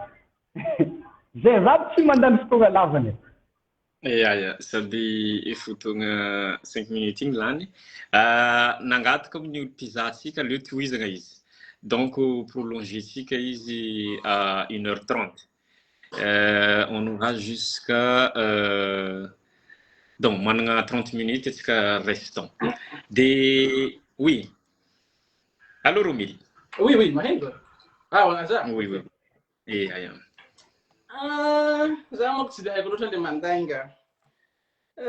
Ny teny izy hoe consommation ny Aïcha ho izy sy vitaogno tsy agnatin'ny hadith authentique.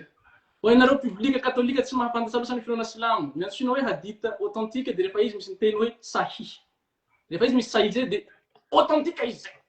Ary ny voalohany authentique amin'igny dia le hoe al-Bukhari dia avao muslim dia maro amizay avy eo.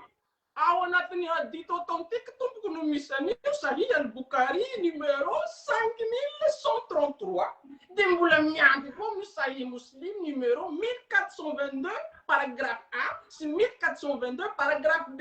Inona no voasoratra ao? Aïcha rapporte que le prophète Mahomet l'a épousée quand elle avait 6 ans et a consommé le mariage quand elle avait 9 ans. Oh, Romil Mandainge! Dan dulu fanarana ro silamo amboarina ty hadith ty fa manala baraka antsika.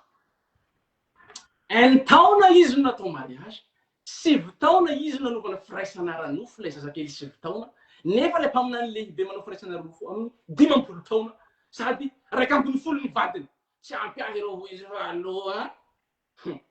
Areo zalahy. Aiza hoe tsy nahitanao mpaminany tsy mahay mamaky teny dia aveo tonga dia nahay mamaky teny tampoka. Iza nahita an'izany teo. Iza nahita an'izany teo.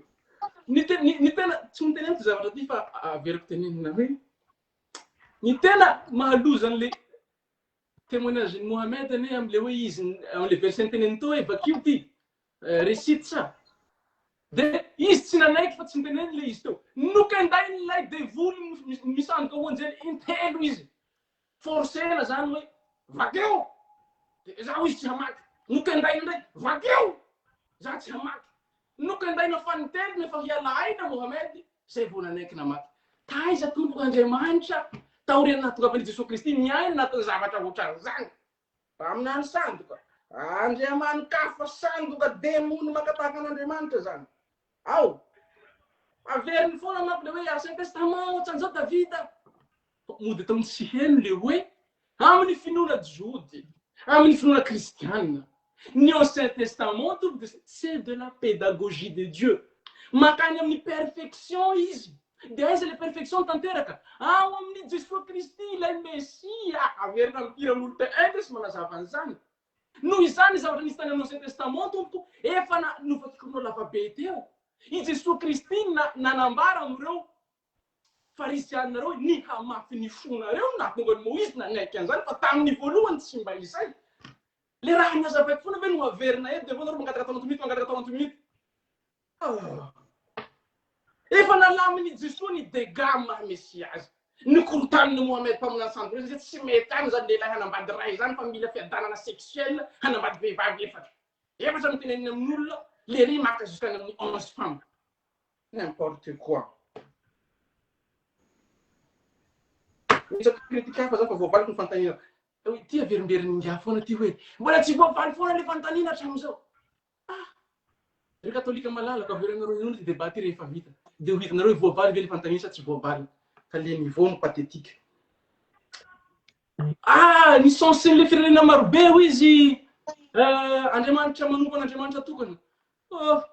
Efa nazavay kao ny dikany hoe bénédiction, ny différence le bénédiction c'est une terme hoe alliance. Tsy maintsy ao anatin'ny lohan'ny adversaire-ko zany. Zany nge nampiasana ny teny aminareo hoe za mitaky niveau de licence efa hanao débat. Zavatra efa nazavay foana ny averimbery. Sisy raha vita. Nde isika hidy tsara amin'ny critique resaka perversité sexuelle ty fa ifonako aminareo manaraka andray. Hanehoko aminareo tena tsy vanina ny fiainan'ity Mohamed mpaminany sandoka ty. Efa voaporofo tao fa miaraka amin'ny vinantony izy. De ny hamarininy hoe tsy vinantony tena izy satria zanakanatsangana. Zanakanatsangana fa ny vadiny io efa vinantonao ihany. Ianao mpaminany lehibe ve de manao pression rano amin'ny vinantonao. N'importe quoi. Eto amizay ndraiky mahakasika ny fanolanana ny vehivavy. Zay lasa babo. Zany hoe tonga zany ry Mohamed sy miaramilany miady. De resy zany le vahoaka io. De le vehivavy eo amizay vadin'olona fa resy ny vadiny afaka violena. Alano manome an'izany permission zany. Hadith Sunan Abu Daoud numéro 2150. Nous avons capturé des femmes parmi les prisonnières et nous avions des scrupules à avoir des relations avec elles parce qu'elles avaient des maris parmi les polythéistes. Alors nous avons interrogé les prophètes et ce verset fut révélé. Et sont interdites les femmes mariées sauf celles que vos mains droites possèdent. Alors nous avons considéré qu'il nous était permis d'avoir des relations avec elles. Et tout ça, manambara zany ty olana orisany ty hadith ty mahakasika ny révélation azo tao amin'ny soraty ao anatin'ny Coran, soraty 84. Ny nazahoana n'io révélation io izy de satria rehefa niady zahay de rehefa resy reo olona reo nisy vehivavy vadin'ireo mpamosavy polythéiste zany olona manompo Andriamanitra maro ampela soa. De nanontany amin'ny Mohamed zahay hoe azonay atao ve ny mikarapaka ny reto. De izy Mohamed araka ny didiny ala vadin'olona tsy azonareo iarahana fa raha ireo andevo reo koa satria efa babo reo fa resitsika ny tanàny afaka arapokonareo. Ina nefa nambarany le Andriamanitra ny Abrahama, Isaka, Jakoba zay efa nisy tantara 2000 taona talohan'ny Mohamed. Deutéronome chapitre 21 verset 10 à 14. C'est la Torah. Mon Dieu est bon. Raha mivoaka hiady amin'ny fahavalonao ianao ka atolotsy ny tompo Andriamanitra eo an-tananao izy ary misy azonao sambobelona izy ireo. Ka mahita vehivavy tsara tarehy anankiray amin'ny babo ianao ka raiky pitia azy sy maniry hanambady azy dia ento miditra ao anatin'ny tranonao izy. Amin'izay ny lohany haratany, ny hohony halany, ny fitafiny tamina hababo azy havelany ary izy hitoetra ao an-tranonao hitomany ny ray aman-dreny iray volana izy. Raha efa izany dia handeha aminy ianao ka ianao ho vadiny, izy ho vadinao. Ary raha avy izay tsy ankasitrahanao azy intsony dia avelao izy handeha amin'izay tiany fa tsy ho azonao hamidy vola, tsy ho antinao toy ny andevo satria efa novinadinao izy. Ry kristiana katolika malalaka hoe. Ka fomba tamin'izany époque zany ane hoe. Leroa. 2000 ans avant l'époque de Mohamed efa nisy io didy t'Andriamanitra io hoe raha misy vehivavy babo andevonareo ka tianareo omeo ray volana izy hisaonany ny vady sy ny ray aman-dreny. De aveo izy akaro ho vadinao. Zay vo afaka hanovanao firaisana ranofo. De raha tonga ny fotoana tsy hitiavanao azy isarahanao anazy, avelanao izy handeha fa saingy tsy andevonao intsony satria efa novadinao. Izy Mohamed karapovinareo koa fa andevonareo reo. Aiza ny arahantsika ry kristiana katolika malalaka. Vao mahay moa zany rehefa tonga i Jesosy Kristy mitondra ny perfection maha Mesiazy, Galaty 3:28-29, ka tsy misy andevo na tsy andevo fa tena iray ihany ianareo rehetra ao amin'ny Kristy Jesosy. Merci Jésus, je t'aime beaucoup. Ok. Nahazo 8 minutes zegny Romil tamin'ny fotoagna igny dia mba mivavabavitra hely koa Marcel ma jusqu'à 8 minutes koa no amaliagna ilay izy. Ok, za moa zany tonga dia hiditra amin'ny valina. Za moa zany takeo zany nametraka question. Question mbola tsy voavalin'ny Romil. Romil hatreto mbola tsy navita nagnaproof mahasandoka ny Mohamady tamin'ny alalan'ny critère zay napetraka ny Zagnahary fa hevitra anazy. I raha jiaby resan'ny Romil io tsy Zagnahary mihitsy nametraka anazy fa hevitra ny Romil aloha voalohany. Aloha maliko anazy tsiraikiraiky koa.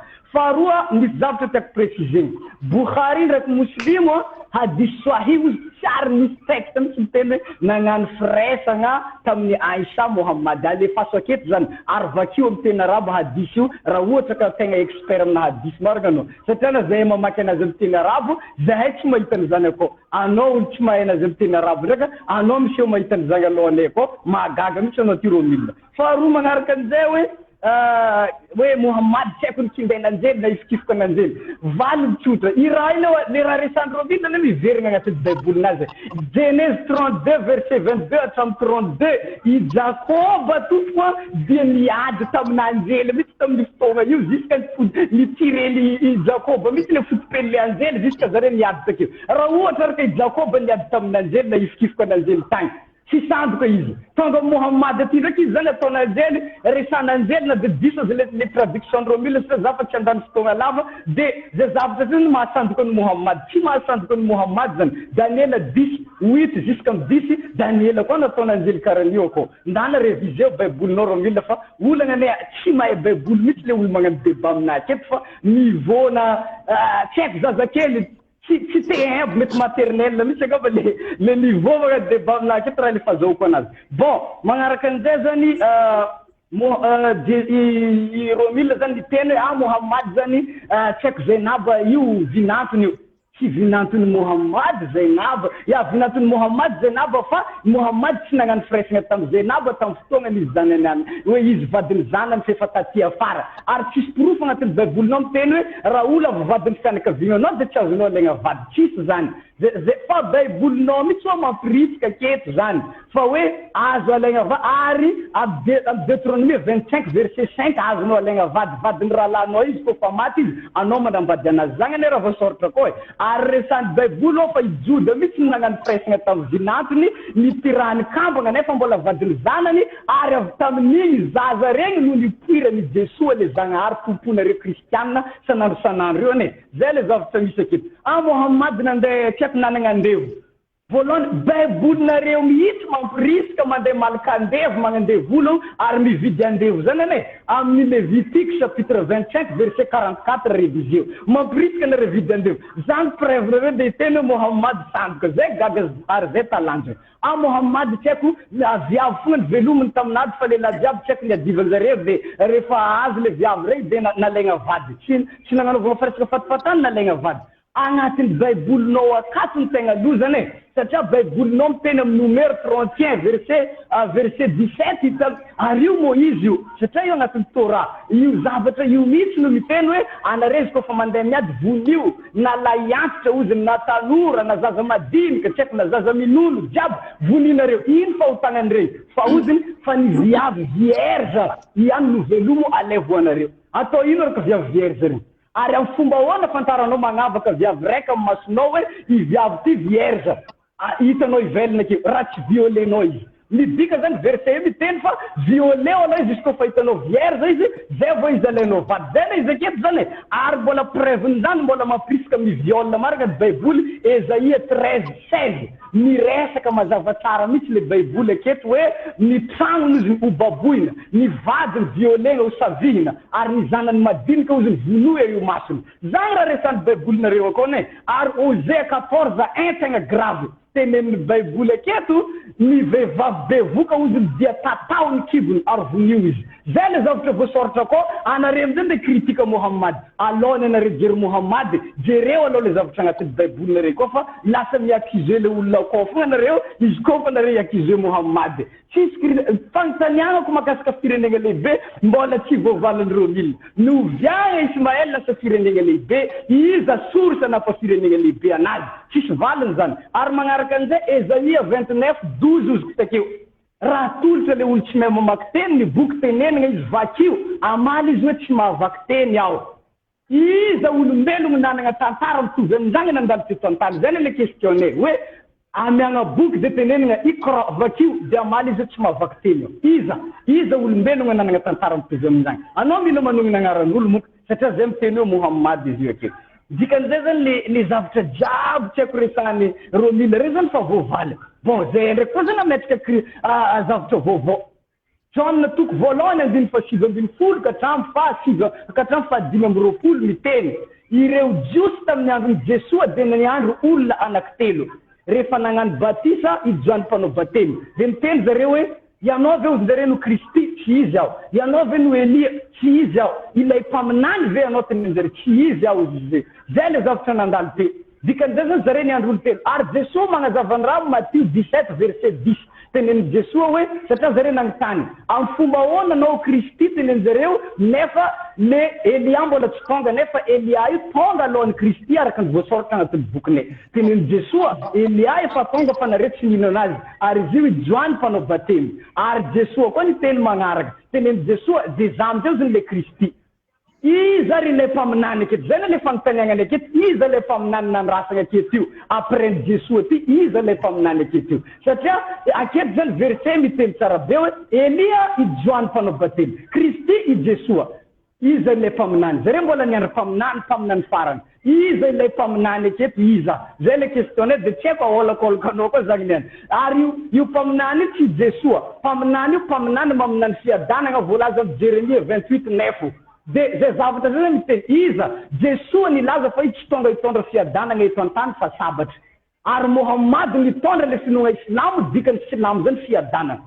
zay le raha aketo iza le mpaminany nandrasagna io iza zay le questionné musulman iza John toko 7:7 niteny mazava tsara mihitsy verset John aketo fa hoe ity tokoa ozy zareo ilay mpaminany ity no Kristy avy any Galilea va no avy any Kristy zany hoe zareo teto zany niadihevitra hoe i Jesoa ty va ilay mpaminany andrasagna sa izy ilay Kristy dikan'izay zany olona samby hafa ilay mpaminany sy ilay Kristy aketo iza ilay mpaminany ho avy aorian'i Jesoa io ary iza resy koa nareo tsy teny hoe izy Muhammad zay le questionné musulman raha jiaby resan'ny romilna mbola tsy ary nametraka critère mihitsy critère napetraka ny Zagnahary fenin'ny Muhammad mahampaminany avy amin'ny Zagnahary ny olona anankiray ary romilna tompoko de tsy mahay moatra ny Zagnahary ka hoe romilna ndraiky andeha ametraka critère Zagnahary no mametraka critère ny mpaminany avy aminazy fa raha ireo milina ndraiky Zagnahary nagnandefa ny mpaminany reo izy afaka mametraka critère dikan'izay toka verena amin'ny critère napetraka Zagnahary ino aminazy io tsy fenin'ny Muhammad na tonga nareo mizingizana sanandro fa Muhammad mpaminany sandoka zay le question avy amin'ny musulman satria zany ampielezinareo amin'ny pejinareo sanandro Muhammad io tegna marina injegna tsy voezika io ary io zany takomagna tsy voatakona io Muhammad io olombelona anankiray zany ankehitriny io Muhammad io tonga taorian'ny katolika nareo io olo katolika eran-tany 1,3 milliard fa ny olo magnaraka ny Muhammad io ankehitriny efa agny amin'ny 2 milliard dikan'izay zany injenareo Muhammad tsy injenareo Muhammad io misy mpagnaraka ary maresy lahatra le zavatra nataony fitondran-tegna zay musulman maresy lahatra lambanay maresy lahatra raha jiaby ataonay maresy lahatra mbola tsy miteny zay olo fa miditra Islam jaloa Muhammad nenareo io zay le zavatra kiteo ya tapiriko aqui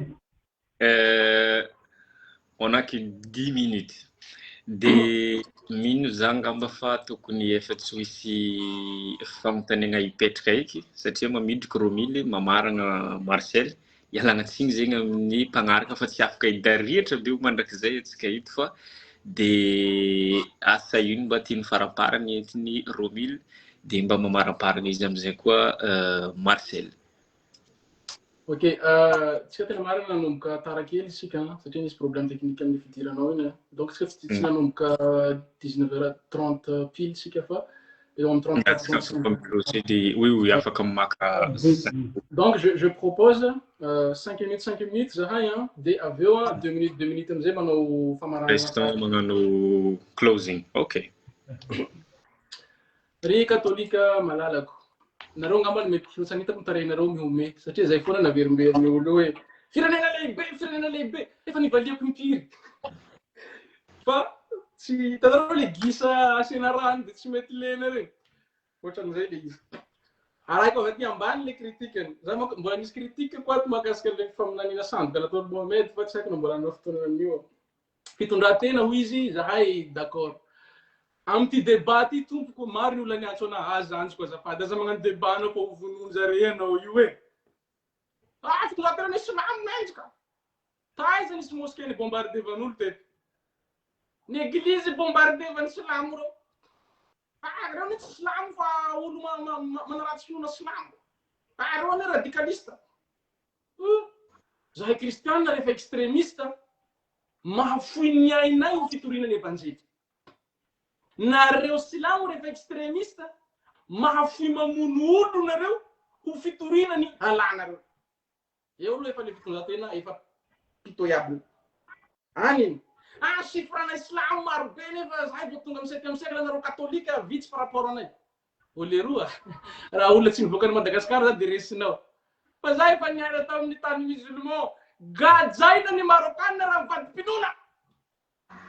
Ka Marokana no misy an'izany fa amin'ny firenena silamo rehetra. Zany hoe forsena ianareo silamo. Atavoatran'ny Algérie ne, Algérie mbola nanjana zany hoe atsiana liberté religieuse. Maro misy silamo nivadika kristianina, naveriny zareo am'izay ndray le fanenjehana kristianina. Atahorany zareo. Donc le olona bady ihany no resinareo am'izany zahay maro forcé io.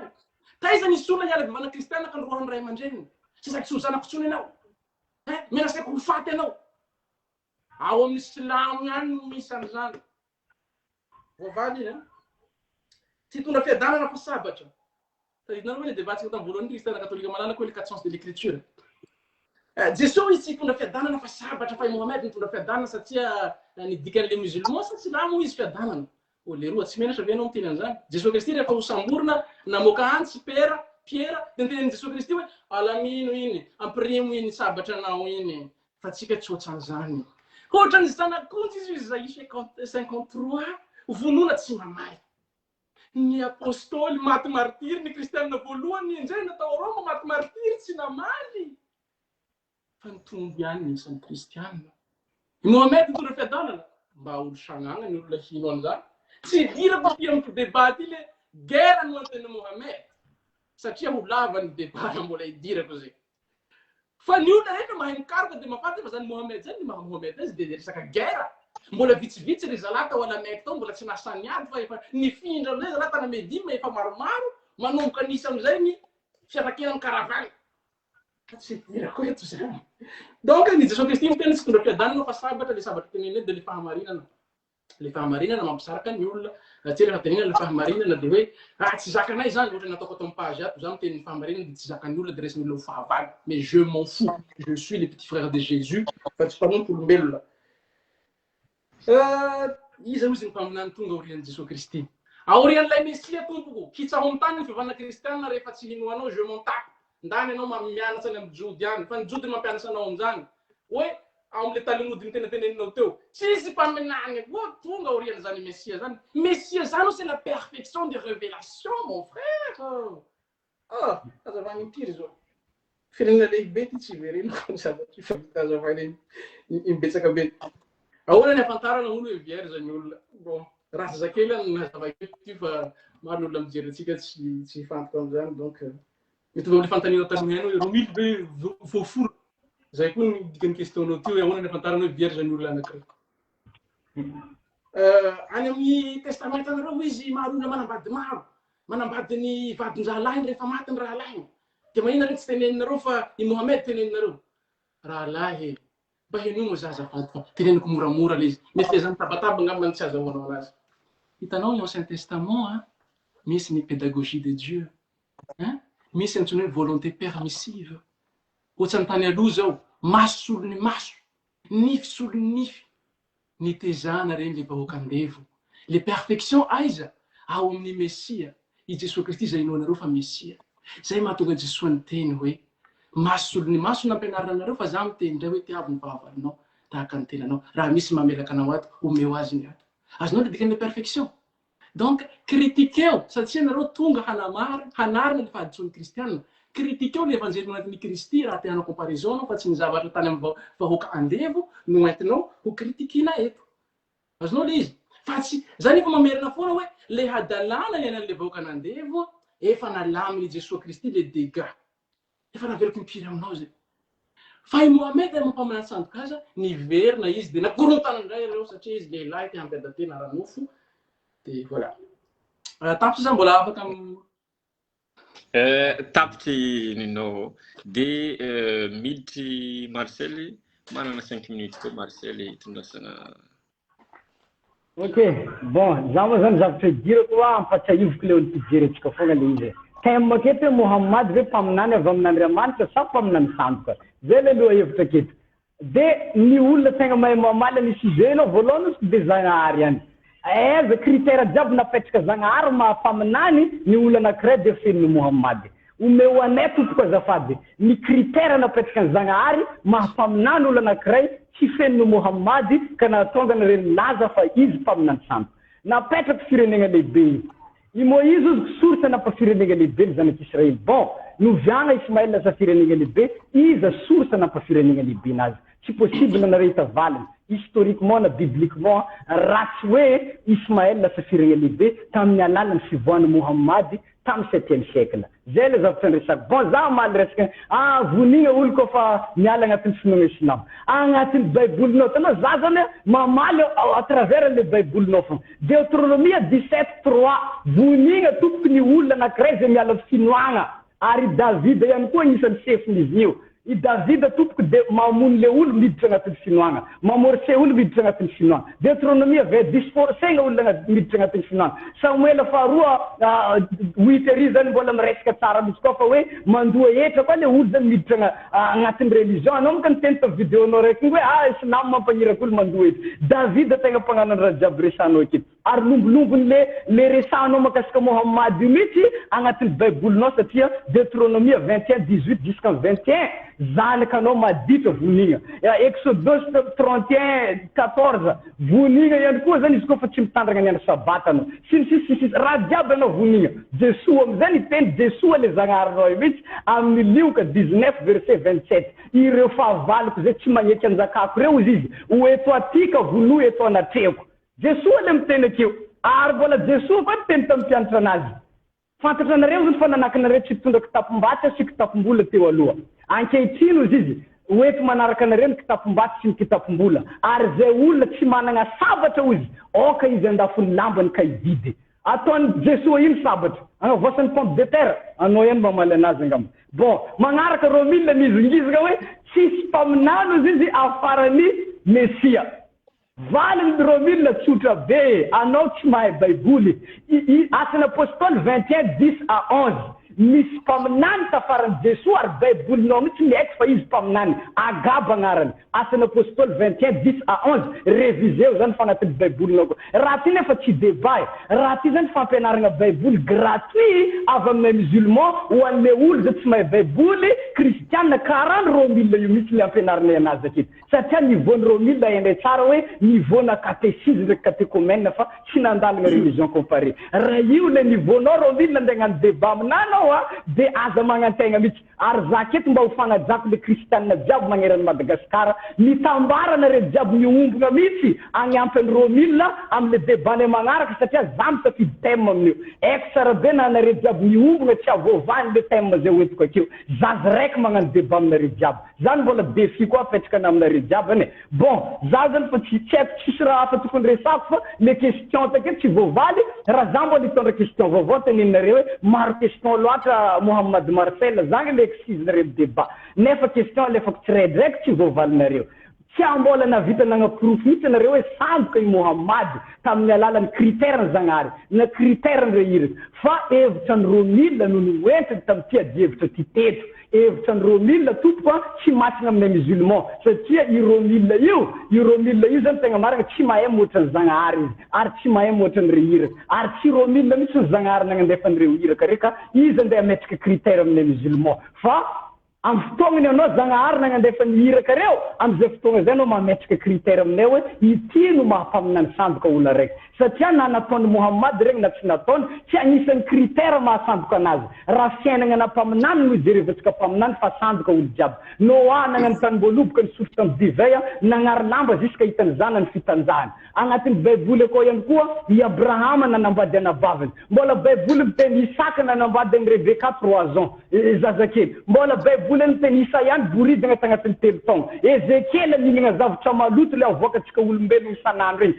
agnatin'ny baiboly koa raha jiaby mpaminany jusqu'à tonga amin'ny Jesua mihitsy le izy aketo jusqu'à Jesua namadika rano lasa toaka raha ohatra ka resaka kritika fiainagnan'olo zany atsika aketo efa tema hafa zay hors sujet daholo anao tagnatin'ny débat ito ake fa tsisy preuve noentinao mahasandoka ny Mohamady zany teto nefa zany raha ndrasan'ny musulman satria anao bevava loatra anao mipazonao isan'andro agnatrehana musulman anao io Romilda porofoy aminay mahasandoka anazy irairanao isan'andro io mokany amasina musulman tsy mavita izay le proof olo jiaby karan'zay zegny natonga zay saika hiantoka bieny Romilda mihitsy andeha aty satria zany olo jiaby mamompa président de république io kofa tonga agnatrehany filoha izy tsy vitany le ompa jiaby ataony ohatran'izay Romilda aketo miteny sanandro hoe sandoka Mohamady nefa tonga agnatrehany musulman tsy vitany akory nagnaprofo ny mahasandoka ny mpaminany Muhammadun sallallahu alayhi wa sallam ary tsy ho vitany mandrakizay zany mbola défi koa zany apetraka ny musulman satria fa mihoatra ny 2 milliards olo magnaraka anazy aketo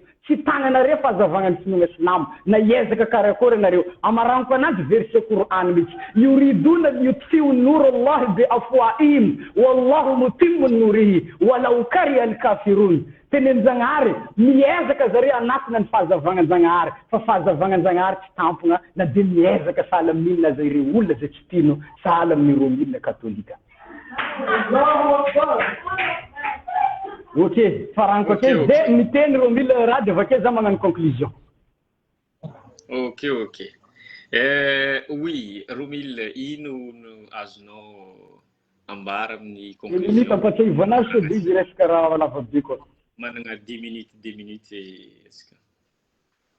Ok, conclusion mo zany ana miteny le resaka billet d'avion ngamba ny conseil ana raha laha ianao olo mbola tsy nanitsaka université. Donc les communautés musulmanes hanome billet d'avion ana ataoko fa mahavita fianarana anao zay mba azahoanao minimum diplôme de licence ilainao zay fiainanao manaraka an'izay naveriny le resaka hoe Andriamanitra naniraka olona ihinana zavatra maloto le izy hoe zavatra mamoafaty ny zavatra teneniny fa ovaliko ny vidéo zay zavatra zay so de heverinareo fa zay tokoa le izy tsisy anaty baiboly Andriamanitra nampihinana olona zavatra maloto fa hanaovako vidéo zay zavatra zay Amaranana izy miteny hoe tsisy critique mahakasika an'le prophète sandoka ny Mohamed. Voilà, ny betso moa zany rehefa manjika hitanao ohatrany le menaka mangatsika manja regny tsy afaka mandray zavatra. De ohatran'izay koa nanio rahalahy koa. Tanisaiko anao hoe critique teo efa nazaka tamin'ny voalohany hoe misy critique anankiroa lehibe deux grandes parties zany critique prophétique et de critique morale. Napetratsika ny critique prophétique voalohany resaka légitimité prophétique. Hoe zanak'Israël be izy. De aveo ny didy voalohany hoe nitoran'Andriamanitra ve izy samy toroan'ny Andriamanitra ny Abrahama Isaka Jacob voaporofitsika de aveo ny vérité prophétique sy historique hoe Jesosy Kristy ve maty sa tsy maty marina efa niporofoko lavabe tsy iverenatsika de aveo koa tsika niditra amin'ny critique morale resaka polygamie io de resaka hoe perversité sexuelle resaka aranofo zany ianao mpaminany zany mba tokony ho modely ianao surtout ianao alefa n'Andriamanitra hanarina ny hadalana nisy teo aloha fa i Mohamed tsy izay tanteraka ny anamarinana anazy moa de ny hoe ry David hitanao fa izy hanamarina liza le any Ancien Testament foana no anamarinana anazy fa ataony mody tsy hitany evanjely noatin'ny Kristy zay efa nandamina ny reny dégâts reny normal satria tsy afaka mivoaka eo izy ka zay mahakasika an'iny mbola maro moa zany zavatra afaka resahana fa ny fotoana efa tapitra ka hoy aho hoe misaotra anao rahalahy monsieur l'ambassadeur Gaius nanokana ny fotoananao nanao modérateur an'ity débat ty misaotra anao koa rahalahy nanaiky fiaro ny mampaminany sandoka azy isaorako anao satria hatramin'izay manko za foana miteny zay namelako anareo hiteny ato am'izay hitan'olona hoe ahoana marina sandoka hoe isa tsy sandoka farany ry katolika malalako écart is bel tsara zany kristianina katolika zany zanjy ny Jesosy Kristy veloma tompoko. Ok, koroko zany zao. Ok, za moa zany fa tsiditra lalagna regny karazana attaque personnel regny za fa zatra critiquer zany tsy problème aminah regny zavatra regny fa avy hatrany za de hiditra ampatsiahy kely atsika fotsiny. Bon, ny zavatra mila fantaritsika atsika mpijery jiaby. Mosesy rehefa tonga teto an-tany Mosesy dia nino anazy rejios rehetrarehetra. De nametraka ny critère io Zagnahary agnavahana faminany. Rehefa tonga teto Jesoa 2% juif ihany no nino anazy. De ny ankabetsany tsy nino anazy nefa Jesoa nafeno an'le critère agnatin'ny boky zareo akao mihitsy. Feno Jesoa tsara fa zareo au lieu de zareo de hijery le critère napetraka Zagnahary, zareo mitondra critère vaovao izay hoe foroporony zareo iteneny zareo fa sandoka i Jesoa.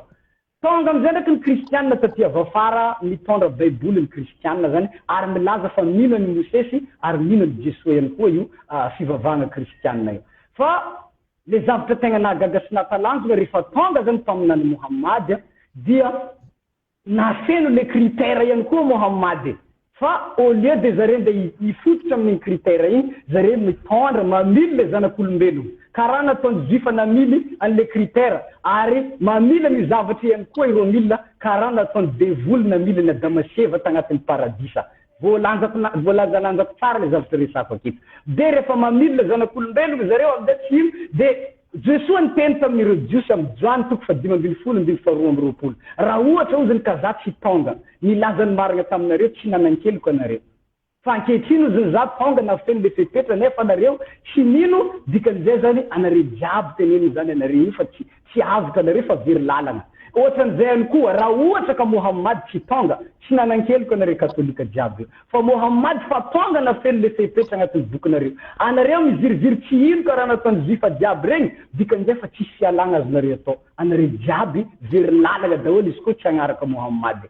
Farany amaranako anazy Jesoa dia milaza mazava tsara mihitsy zany agnatin'le baiboly mahatsara anareo ny fialako izy. Raha tsy ala de tsy avy aty aminareo le mpagnanatra fa raha andeha za de irako aty aminareo izy ary raha tonga izy ampiaika an'izao tontolo zao ny fahotana sy ny fahamarinana ary ny fitsarana. Mbola manana zavatra maro lazaina aminareo aoziny fa tsy zakanareo ankehitriny fa raha tonga le fanahy ny fahamarinana izy no hitaridalana anareo ny marina rehetra. Tsy teny ho azy izy fa izay reny de ho lazainy avokoa ary na de ny zavatra mbola ho avy de ambariny aminareo.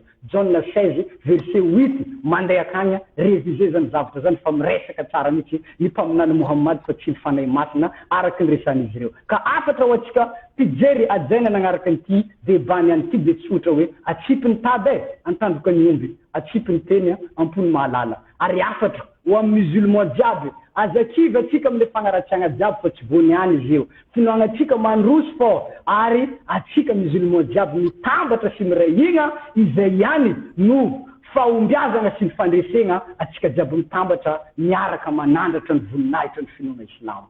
Zay mankasitraka atsika jiaby. Assalamu alaikum wa rahmatullahi wa barakatuh. Iya, mankasitraka nareo relahy de mankasitraka tamin'ny invitation koa donc modérateur. Fa ninakazy igny juste hoe critique hely fo hitako en que zay manko olo tsy expert am'le izy nareo olo samy mahay zay avy aty ivelany zegny mizana olo samy mahay fa hoe afatra kely fo zegny mandeha aminareo regny mirahalahy en que hoe olo pino zegny mahafantatra tsara le hoe finoana zegny tsy tokony hoe misy le hoe anao olo tsy nianatra na anao hoe tsy tokony misy le hoe niveau zao anao niveau T2 na hoe niveau T1 fa tsara zegny tsika mba hoe mitana le maha hoe pino atsika zegny tsy tokony hoe dénigrer izy sasany na hoe agnambanimbany sasany zegny fo zegny niava aty aminakahy satria za samy mahita amin'ny côté Marcel côté ny Romile samy mikoragna amin'ny resaka diplôme na hoe tsy fahaizana baiboly na hoe tsy fahaizana courant loatra fa raha mety magnaraka antsika magnano débat mba indesika professionnel tsara mametraka fanontaniana manaraiky mamaly raha ohatra tsy voavaly mametraka fa raha hoe fagnambanimbany karaha zay lasa le olo mizatsika koa zegny mahita hoe misy attaque personnel misy zao am'le izy tiako fa zegny fo zegny ny raha hitanay avy aty ivelany fa mankasitraka antsika jiaby nagnaraka mankasitraka miambany foana ka miambany amin'ny tenin'ny modérateur rehefa zay ny règle apetrakanao de miambany za fa teny farany tsy teny mahakasika débat manaraka monko i rahalahy Mohamed to sady mijery commentaire ihany za eto ary za koa zany tena marina sahirana za manao débat aminy satria question raiky fogna averimbeny efa valina de ataoko hoe tsy diso ihany hatramin'izay rehefa miteny hoe mangataka za au minimum diplôme de licence raisin'olo fanambanina za zavatra zay fa isorako ny rahalahy Mohamed nanaiky nanao débat amiko satria voaporofoko le izy ary voaporofoko amin'ny ropino katolika mpanaraka anareo noho izany rahalahy raha ohatra ianao mbola maniry troisième débat amiko mila za tsy hoe mila za fa miexige mihitsy za hoe roa nareo zay za vao manao débat aminao am'izay fotoana zay rehefa mba tsy takatsy anao le zavatra nolazaiko mba takatsy ny le namanao fa raha mbola ianao rery ihany lasa adiny ray zao fanarahantsika adiny ray sasany ny afarantsika inona ny antony satria le zavatra efa novaliko tsy azony de tsy maintsy averiko foana zay zany ny avy aty amiko donc ataoko public izy am'zay mahita ny public hoe mbola vonona Romile mazava tsara zegny le exigence tadiavina ok ya za moa zany hiditra koa fa le raha ty moa zany ho lasa débat koa raha ohatra samby resaka karan'izany atsika fa